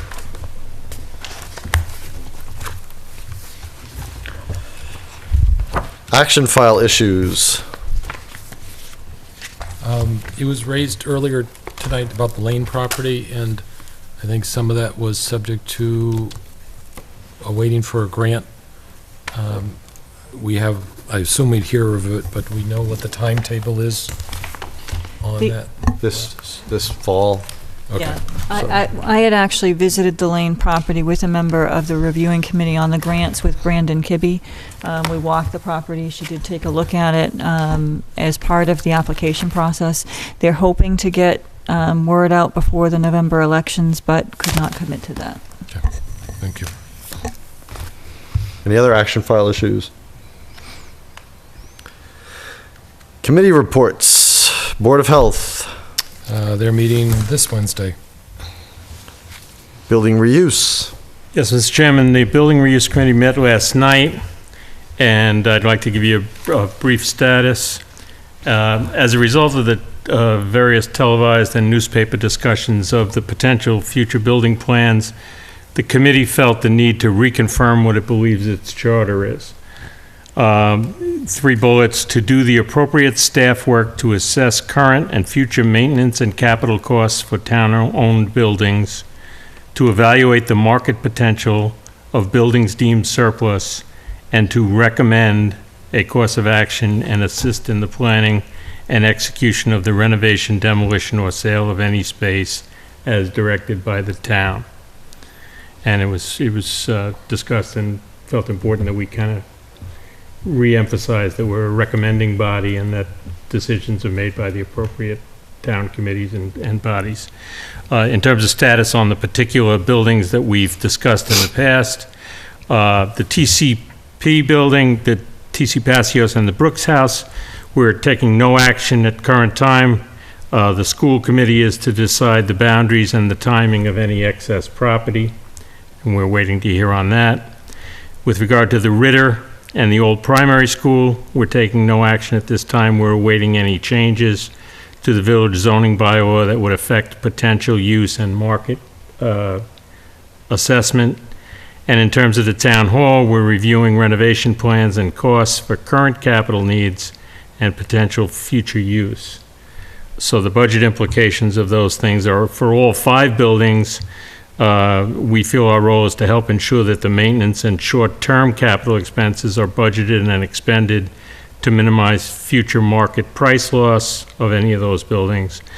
And as far as the town hall is concerned, to direct the budgeting and planning through some minimal seed money of planning and engineering as we await the final outcome of the town hall. That's the update from the... Okay. Now, I understand that at the risk of extending this, I understand that there is some, again, potential miscommunication issues with how the Passios building is being, or the speed at which it is being completed as far as final zone lines. Are we all okay on that? Or is there further explanation from the building reuse and the school committee and the school building committee about how that's happening? The building reuse committee believes that when and if the town tells us to do something with surplus property, we will make a recommendation as to what to do. At this point, we believe that the school committee hasn't yet determined any boundaries and therefore hasn't made a decision to turn that over to the next step. Mr. Chairman, just from a zoning perspective, the planning board did talk about this last night during their discussion of the village district bylaw, and what they suggested, or what I think they're going to recommend, is the first proposal of the village district bylaw, the map that was drawn, encompassed the whole school campus. After discussing it and scaling back the village district, because the initial proposal last night was bigger than what Mr. Burney recommended, so they kind of drew it in. At the end of the discussion last night, what the consensus was that they would draw the zoning line down, because we don't know where that property line is going to be. They would draw the zoning line down the middle of the driveway/roadway from a zoning perspective, and the half on the Paseo side would be part of the village district. Okay. The issue becomes, without knowing what the use within the village district, it will be hard for an appraiser to, or anybody to market that property, at least preliminary, depending on what's going to be in there or not in there.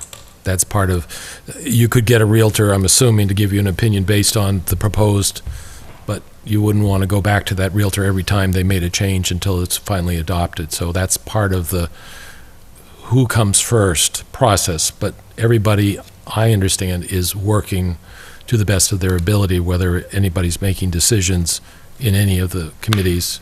And I can understand why the Building Reuse Committee would want to hold off on some of that process at the point. Right. Two major factors for us to do any meaningful market study is the property line specific and the zoning. So in this particular case with the Paseos, that involves both the school committee and the zoning board. Right. But until those two are resolved, it really doesn't make a lot of sense for us to spend a lot of time discussing market opportunities. We do want to be conscious of maintaining the value of the building if we possibly can, and assist in any way with good staff work. But those two things are critical for us to go to the next step. And one, just my understanding is one is not reliant on the other. I mean, the village bylaw can be done without a final determination, especially given that line that they just drew. And I just want to say, as a member of the school building committee, and I know the chair of the school building committee is here, but I mean, they are working to relocate those 30 parking spaces somewhere else. But it should be noted that those 30 parking spaces, given where the proposed boundary line will not really be accessible or usable. That building is going to need a parking lot with another egress somewhere else, unless we're going to give an easement on the school driveway, which probably is problematic at best, because it's going to cause problems with traffic, especially at rush hour times in the morning. And all the land for that building is on the other side. Just to be clear, because that's one thing that we've been discussing, and that will be determined once we get the okay. If we can find a location for the other 30 parking spots, then we can revisit that. I just want to know that is in process, as long as everybody is aware of that, that's all. The other 30 parking spots would be for the Paseos, and the ones next to the Paseos would be maintained. We're looking to relocate them somewhere on the school property that's not inside the proposed boundary for the property line for the building itself. So the school would get different parking spaces. Right, they need to make up for those 30 spaces, yes. Do I have that stated correctly? Okay, yeah. Now, is there a possibility to consider access to the Paseos property via Memorial Drive? It is, but it's premature. I mean, until we know, there's got to be one step at a time. So yes, of course there is. But when you say that the 30 spaces wouldn't be accessible, were we to consider access to that property from Memorial Drive, they certainly would be accessible. Well, you'd have to go all the way, you'd have to look at the boundary lines. Presumably you could go all the way around the building. Again, I guess it's going to depend, and that's why knowing what that boundary is so critical. Right. And who's going to establish the boundary? It has already been drawn, it just has not been finalized. And again, I keep in mind for people that even when it is, if the other ones are located, the whole property won't even be turned over until the whole project is completed. Right, they need the heating system. So, it's a school project, and we have to make sure the school needs are met and that the MSBA requirements are met before we can make any signing over of, the school committee's going to sign over any property. But the boundary lines and where that is established should be done well before then. It's just not ready right now. But while I understand that the property won't be turned over until the school project is completed, part of the proposal to the town and to the taxpayers was that property would be surplus, and then any revenue associated with that would help offset the cost.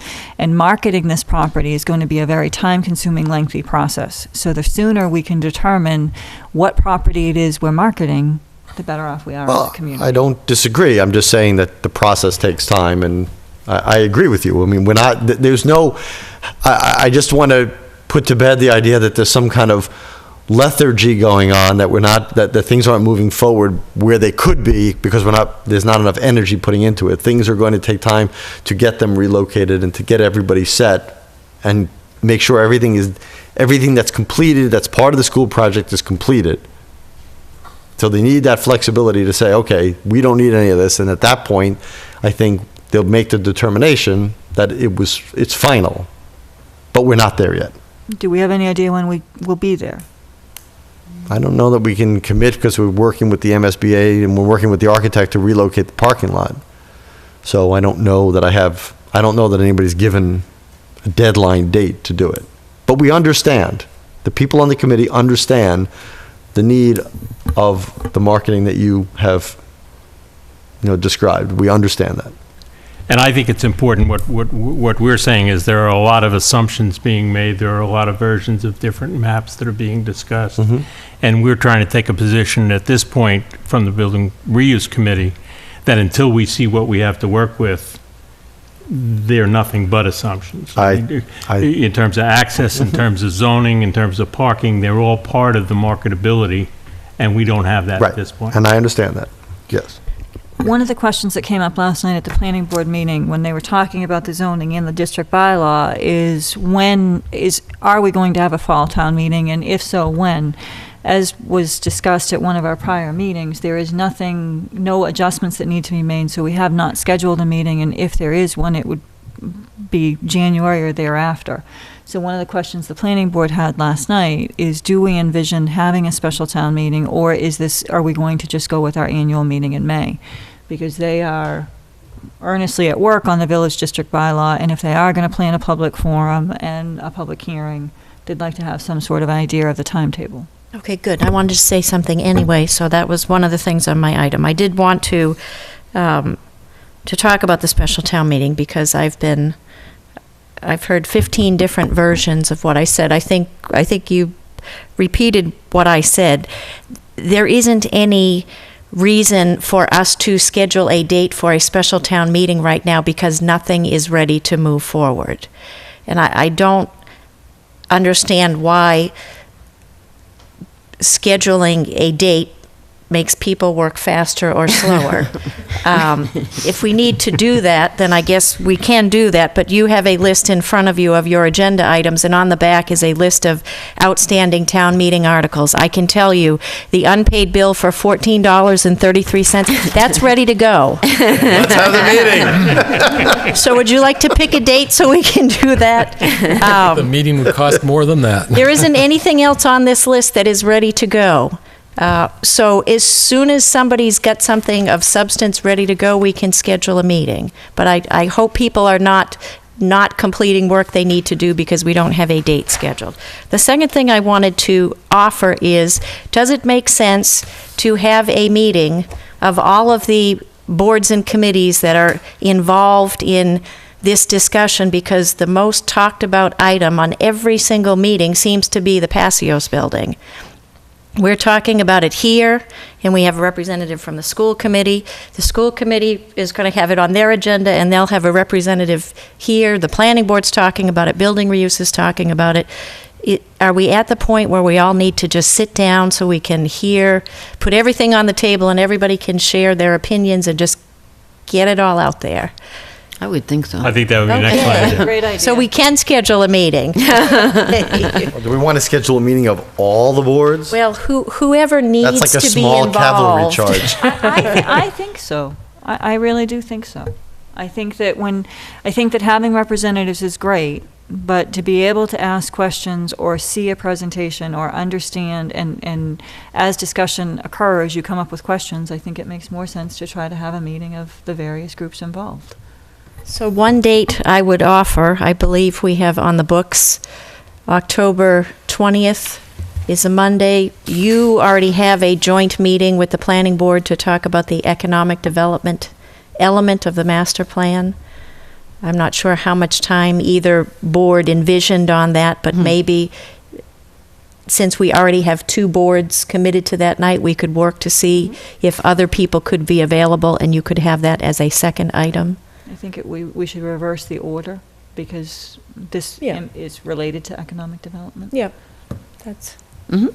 For the record, while I am for having a meeting, I'm not for having a joint meeting of, 20 some odd people, because it will be not productive. And to put it on a meeting where we already have another meeting with another board makes it doubly, if that's possible, maybe quadruply unproductive. So I would say that we want to have representatives. All these meetings that all these committees have, they're all open. So if you have a question that's burning, you certainly have the opportunity to go to them and ask them. I think there's benefit to having people in a room, but I don't know if having 20 people in a room, going one by one and everybody voicing their opinion, I don't know how productive that is, just for the record. I'm certainly not suggesting we go one by one, but it gives everybody an opportunity to hear the discussion. Well, you have to be at least ready for the potential that everybody is going to have some kind of opinion or question. Yeah, and you can have a representative from every committee, speaking, and then other people can be there in the audience and be able to add comments, right? Unfortunately, I don't have a better solution, but just as an example, the Building Reuse Committee does have a representative from all those different places, and it still doesn't sometimes the messages get lost in translation. I guess the question I have is, while the meeting might be good to really talk about everything, it sounds like the school committee is pretty close to the determination with the MSB and the architect, and that if we can find out, you've got a meeting tomorrow night with the school building committee to find out what's going on, and then next week make some sort of decision of whether we should have a joint meeting or whether there's enough movement through the process to get the information. If we're not going to be doing a meeting this fall, and personally I think that there needs to be more time for various people to make various decisions on zoning and other things like that anyway, so I think they need the time, that we don't have to make a decision right away.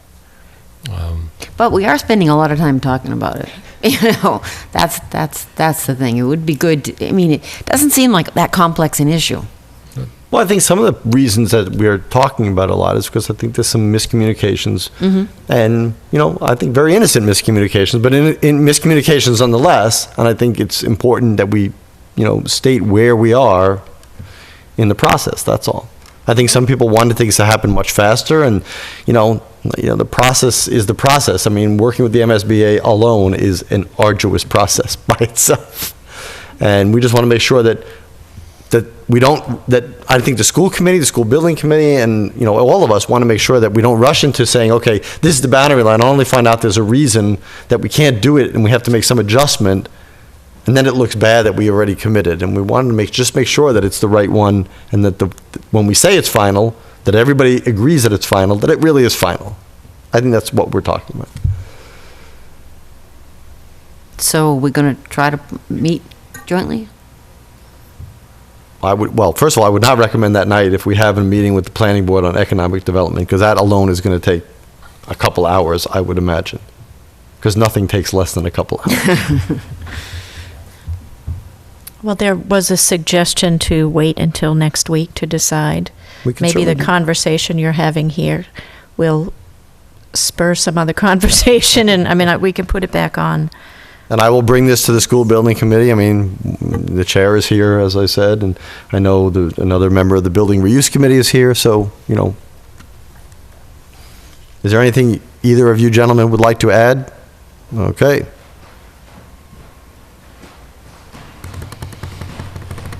Somebody who looked like you was on the stage once, I remember. Those seats are much more comfortable. Hey, Matthew, 571 Malpas Road, member of the Building Reuse Committee. Just one side topic. Looking ahead, I know Mr. Toll just said, TC pastures are kind of on the back burner for the moment. But we've discussed a few times the potential to extend Memorial Drive.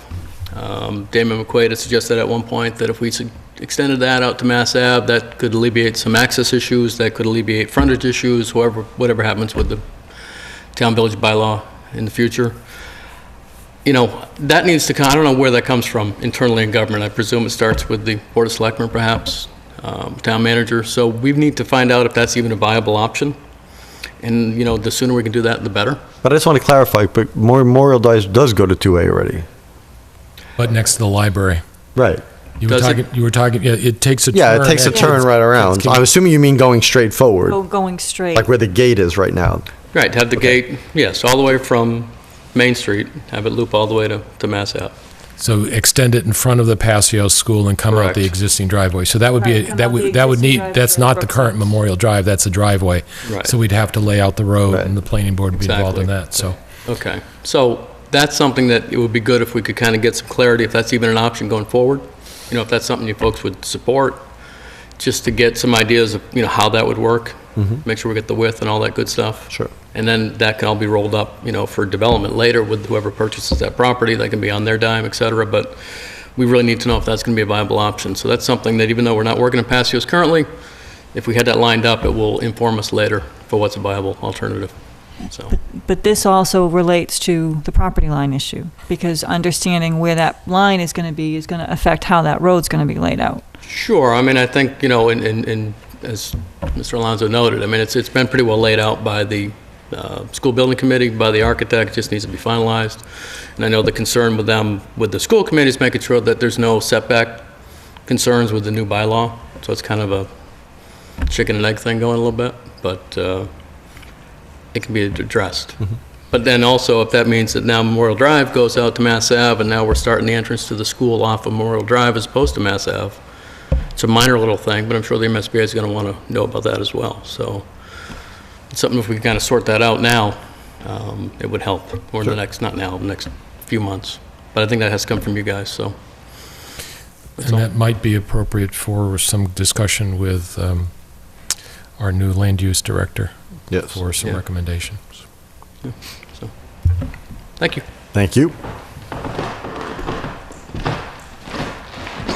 Capital planning, are they back in force yet? Yes, we are. All right. We had our first meeting. What's the word? We had our first meeting, chose our officers, and we'll begin reviewing the capital request submissions on October 21st with a goal to complete our prioritization list by December 31st and present that to the town manager.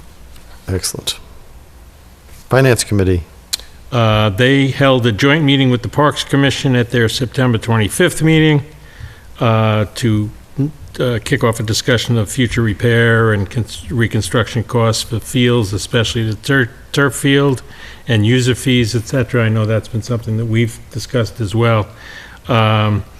So they're going to begin the process of their budgeting calendar, but wanted to make sure that that was on the radar from their point of view as well. So are they going to implement user fees?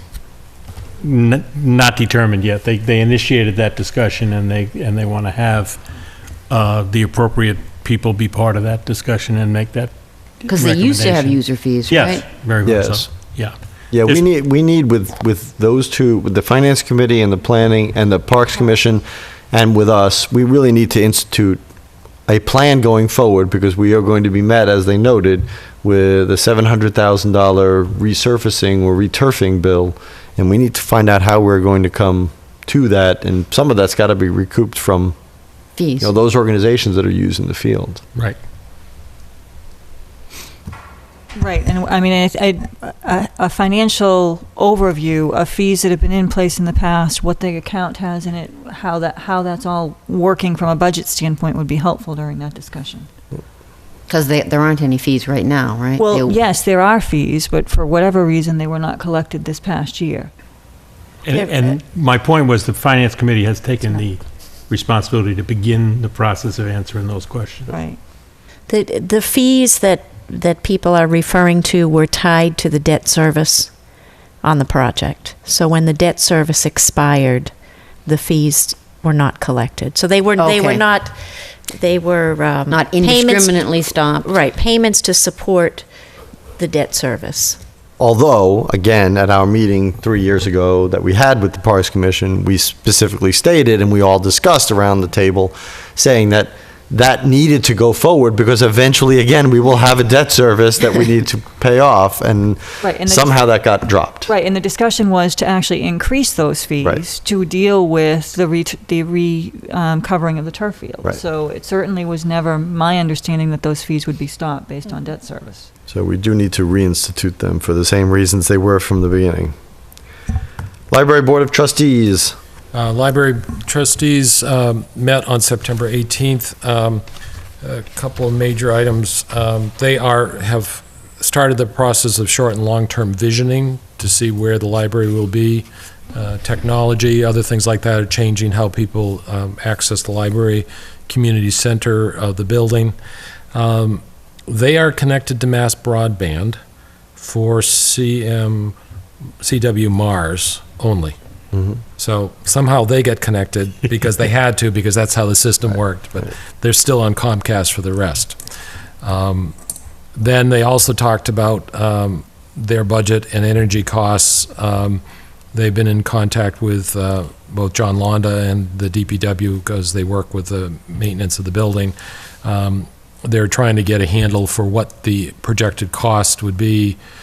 We're talking $5,000–6,000 additional cost for the library, and that's when they started talking about additional energy savings that it may even be worth it to buy fixtures that you would normally wait for. And then with Mr. Blatt talking about that they're different type of fixtures, specialty, but it still may be cheaper in the long run for them to buy it sooner than later, and the return on investment may be sooner because they have a large electric bill in that operation. So where would the money come from for that? Out of their budget? Well, no, they would be talking to the Capital Planning Committee or the Green Energy Committee at that point. So that's why I asked him at that point, and then that will generate the discussion. I know that Martha will be doing that, and I know that part's going on. The other thing is they've got various circulation. 98,000 for circulation, 30,000 adult, 29.6 thousand for children, and then young adult in between. So it really is used at all levels of the population in the town. Interlibrary loan, we have received more books in than out, which is a change because usually we were a sending library. So that's how we get use of additional books without having to buy them. And there's 7,400 library cards, and that covers a large portion of the town of Lunenburg. Yeah, like almost that's 74%. Yep. Wow, that's great. Just as a comment, because it's not on here for the mass broadband, I did speak with our state representative Benson because the issue of mass broadband and the cost of it came up through a school committee meeting, I believe. And so I forwarded to her the email that I sent twice with no response. And I will be following up with her and her office to see where we are, because I don't know what the library is being charged for mass broadband. It's not that we can't hook up, it's that it's uneconomic to hook up. And I questioned the fees then, and I questioned the fees to our state representative now, and we will see where that goes and if she makes any headway with that. MPO. No report. The next meeting is next week. Planning Board. We covered a lot of what was talked about last night. The only things on their agenda were the housing production plan, which was presented by Sam Lawton of MRPC. They went over a draft that he has submitted to the board, and they suggested some comments and some modifications. It was an interesting presentation. Right now, we're at about 4% of our affordable housing requirement, and the housing production plan with the units that are proposed, there's a total of 352 units under development or proposed between now and 2019, and that, based on those projects, we will exceed the state's 10% goal in 2019, 2020. We will, and we will exceed the 10%. And then after that, the goal is to maintain. Based on the 2020 census, we'll have a new number, but based on the existing development, it looks like if that development goes forward, we will still exceed the 10%. So with inclusionary zoning, the goal will be to maintain our requirements. I'm going to see what Yep, developments sure. they're looking at. I can go over it. Oh, okay, they're all in the same location. Okay. Right, so there are more apartments at Tri-Town Landing, Hollis Hills, the Whalum Luxury Apartments, or the development, I'm not sure what they're calling it now, but this is the Gary Lorden project, and then more units at Tri-Town Landing. So based on, and the planning board went over that, what I did ask is when we will get a draft of the plan, and the goal is to submit it to DHCD on 11/1, and we will get a copy of that at that time, and that would be the draft. The Board of Selectmen actually has to endorse the plan, and the goal is to get us to endorse it on December 1st for submittal to DHCD. Now, it's been a long time since I reviewed 40B laws and DHCD procedures, but I believe, if I remember correctly, that if we have approved projects whose total exceeds the 10%, that we do not have to entertain any further ones, right? Even though the items are not built yet? That is correct. Okay. Oh. That is correct. It's the term that the chairman used last night, and I'm not sure if if this is the right term, but it's safe harbor is what they were calling it, is that if we have an approved housing production plan that the state approves, we do not have to accept any more applications. Okay. For a 2-year period. Right. So. And as long as we stay at 10%? Then you never have to. Then we never have to. Right. And the planning board did adopt inclusionary zoning, which basically, if you're building a development that has a over 10 unit, I believe it's either 10 or 15 units, then you have to keep a portion of that project as affordable. There's some question, and there was a lot of discussion last night, as to whether or not all of the bylaw is cohesive, because the cluster zoning, does that include the inclusionary zoning provision? Does it not? And that's something that the planning director is now going to be taking a look at it. Off the cuff in the discussion last night, his perspective was that cluster zoning doesn't negate inclusionary zoning. Yeah, right. But there was some question on that on behalf of the board. So he's going to relook at that, and the goal is to, if in fact our inclusionary zoning requirements don't carry over into other types of development, that we amend the bylaws to make sure that they do. Right. Right. Because the critical component is once we reach 10%, we don't want to have projects that again outstrip the affordable ones and then put us behind lower than 10% again, and then we're playing the same game. So we always want to make sure that's what this inclusionary zoning is about. So even if you go to clusters, any sort of big development, you've got to get some It's big, we want to maintain that we have at least 10% of those, so that everything added, We don't keep at least going 10% is higher. always added as affordable as well. Right. Then you would go into what's known as a friendly 40B process, where it's the development that you want, in the place you want, designed the way you want. Correct. Right. And maintaining the 10% number. Exactly. The village district bylaw we talked about, so I don't need to go over that again. And I was late to the meeting, and I just, if Mr. Eversole wants to comment, because he was there, they did have on their agenda 909 Mass Ave, which is the Harley House, for a special permit and development plan review, and I don't know if the board did endorse that, or what the status was. Because of not all the members being able to be there, They were not able to take a vote. One member has a potential conflict, so they had to recuse himself. And in a special permit, you have to have the same people voting to do it, and so therefore they couldn't vote on it. They support it. They believe they will vote for it. No, that's a different one. 909. Yeah, No, that's Sorry, the solar farm. Sorry, That's sorry, the that was solar part. farm. I think they had the same issue with the ability of who was there and not there. There was no recusal, but they did not, I don't believe they actually voted that night. Okay.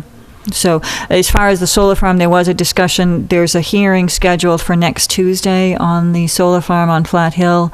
Unfortunately, it looks like they may not have a quorum yet again and may have to push off that meeting. That's what Mr. Ebersol is referring to.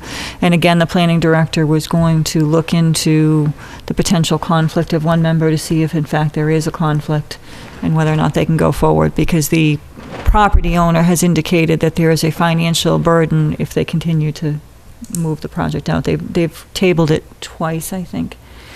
So I may be incorrect. They may actually have voted on that, but if it wasn't on the controversial. 909. 909. Yeah. I think they did.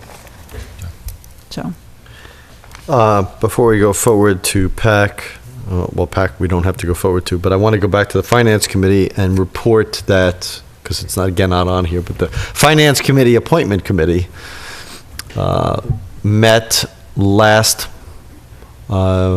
Tuesday, and we had 3 interviews, and we appointed 2 people to 2 of the vacancies to the Finance Committee, so that leaves 1 vacancy. The third party who interviewed would not be a good fit, but was interested in coming back and interviewing for the Public Access Cable Committee. So we are still looking for 1 person who's interested in serving on the Finance Committee. That would be the last remaining vacancy. So if you are out there and you want to get involved with town budgets, and it's hard at 9:15, but I can drum up more excitement about how interesting it is, which it is really. And it's interesting, you get a good first-hand view of how budgets are done and get to discuss priorities of the town, et cetera. So if you're interested, please fill out a talent bank form. And on the PAC, Carrie has got us tentatively scheduled for October 21st for a joint meeting between our board and the PAC to go over the charge as related to the new bylaw. If there's that new person that may come on to the PAC coming before us, that would leave 1 more vacancy that would need to be filled. So that's again, we have at least 1 more vacancy on PAC, and if we can speak with the other During our interviewer, meeting, if we can, we're the gonna interviewee, meet jointly with the PAC. that would be great. on the 21st, yeah. School committee. The school committee met twice since we last met, on the 17th of September and on October 1st. They entered a memorandum of understanding that TC Passios is an emergency dispensing site in case of mass vaccinations or something, and they assume that the new middle high school will just fill in when it's completed. They brought up the FY16 capital plan initial discussion.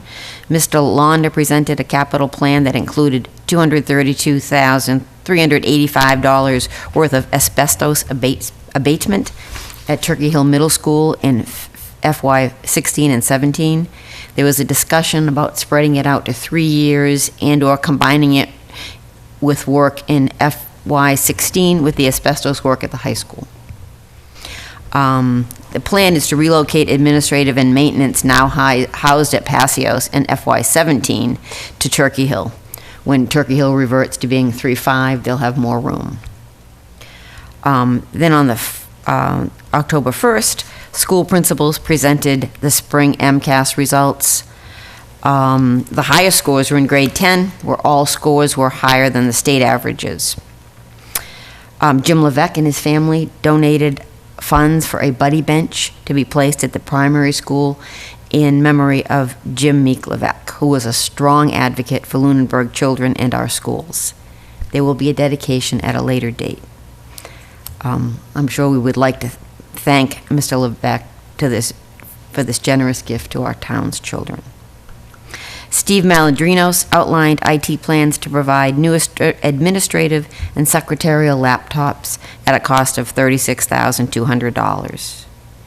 there was more discussion about the asbestos abatement at this next meeting. And Dave Rogers got up and asked a couple of questions, but one, he asked for details on the computers for every student initiative. You know, he's looking for what it's going to cost, what it'll entail, plans for repair and replacement. And the school committee chair said that Superintendent Combs has this on her plate. And just a correction, I think the buddy bench was in memory of Bob Meek Levesque. Oh, sorry. As donated by I'm sorry. Jim Levesque and his family, but it's no problem. School Building Committee meets tomorrow.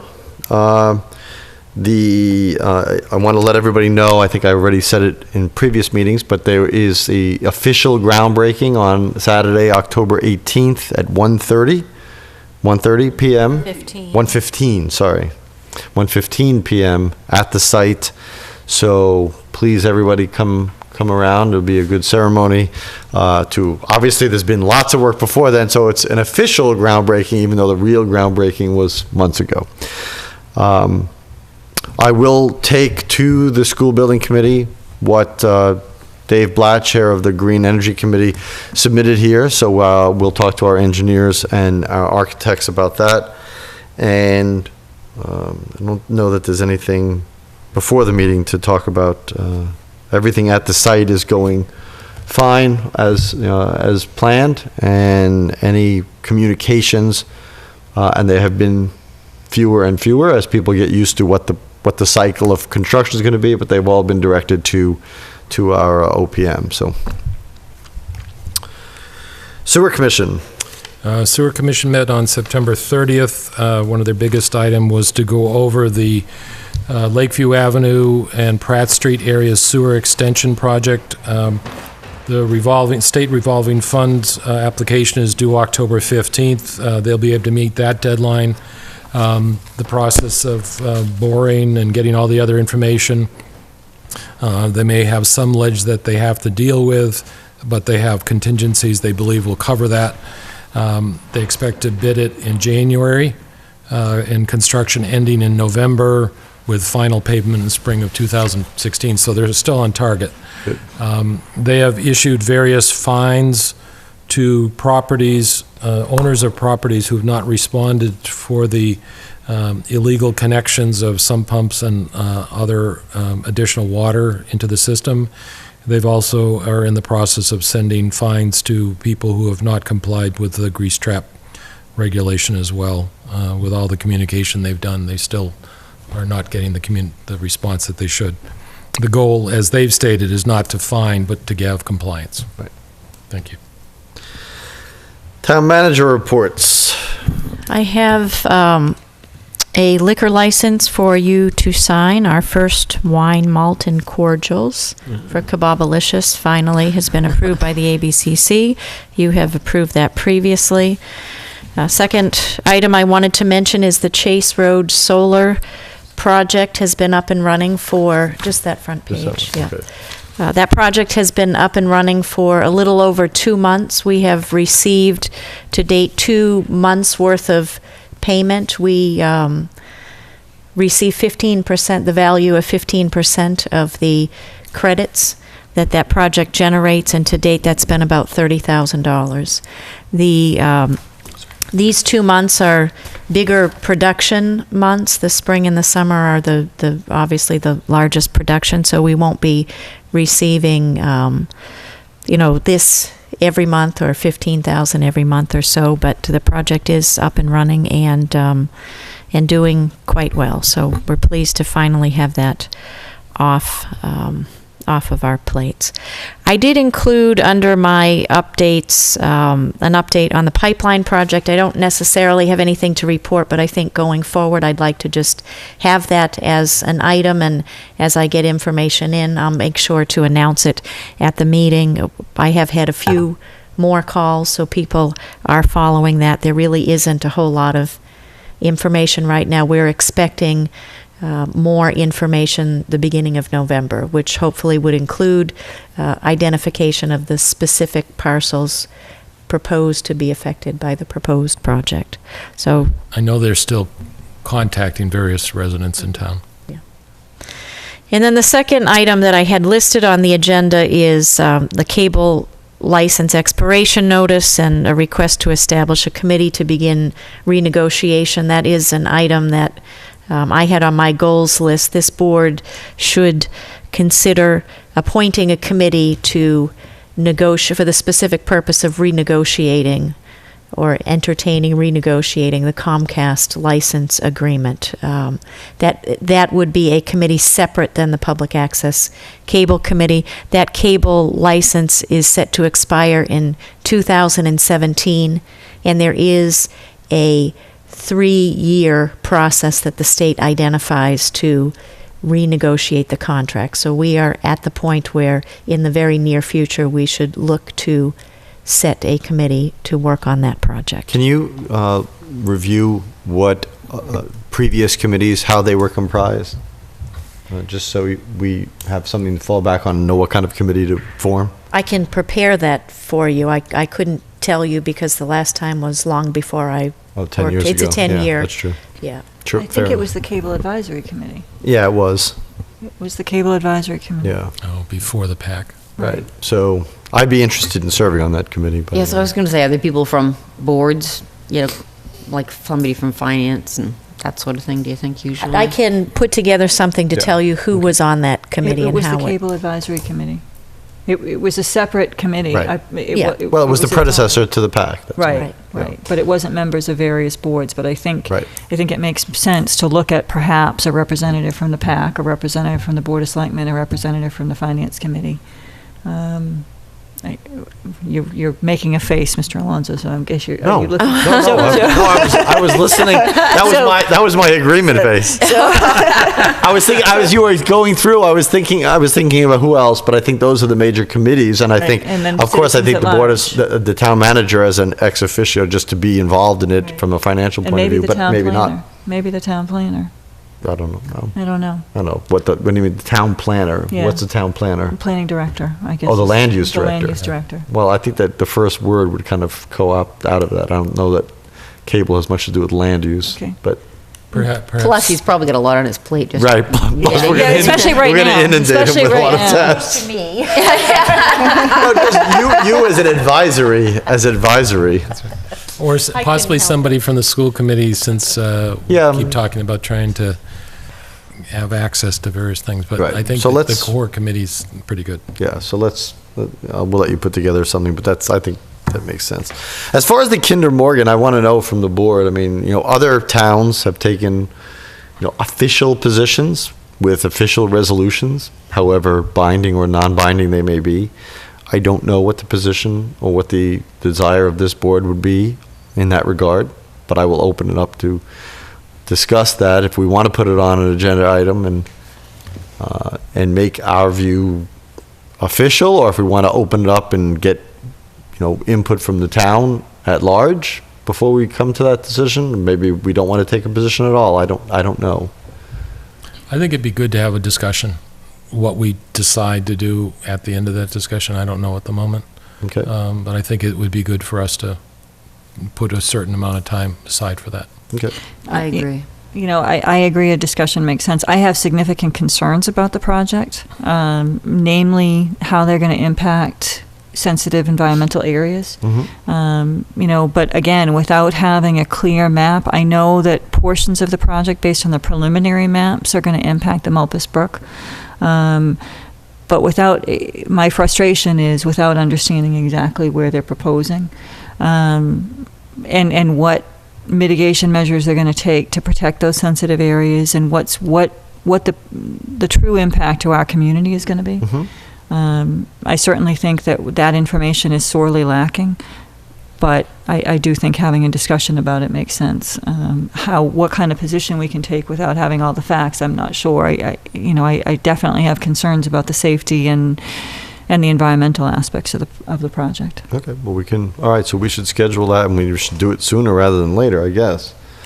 So we should put some time aside to discuss that and make it well-known to the public at large. So, I mean, I don't want to, if we do it for next week, that's too soon to get people involved. So I think we should do it, like, if we Yeah. can, 2 weeks from now. You have a full agenda for next week Okay, already. so if we can put it on the week after to have the discussion.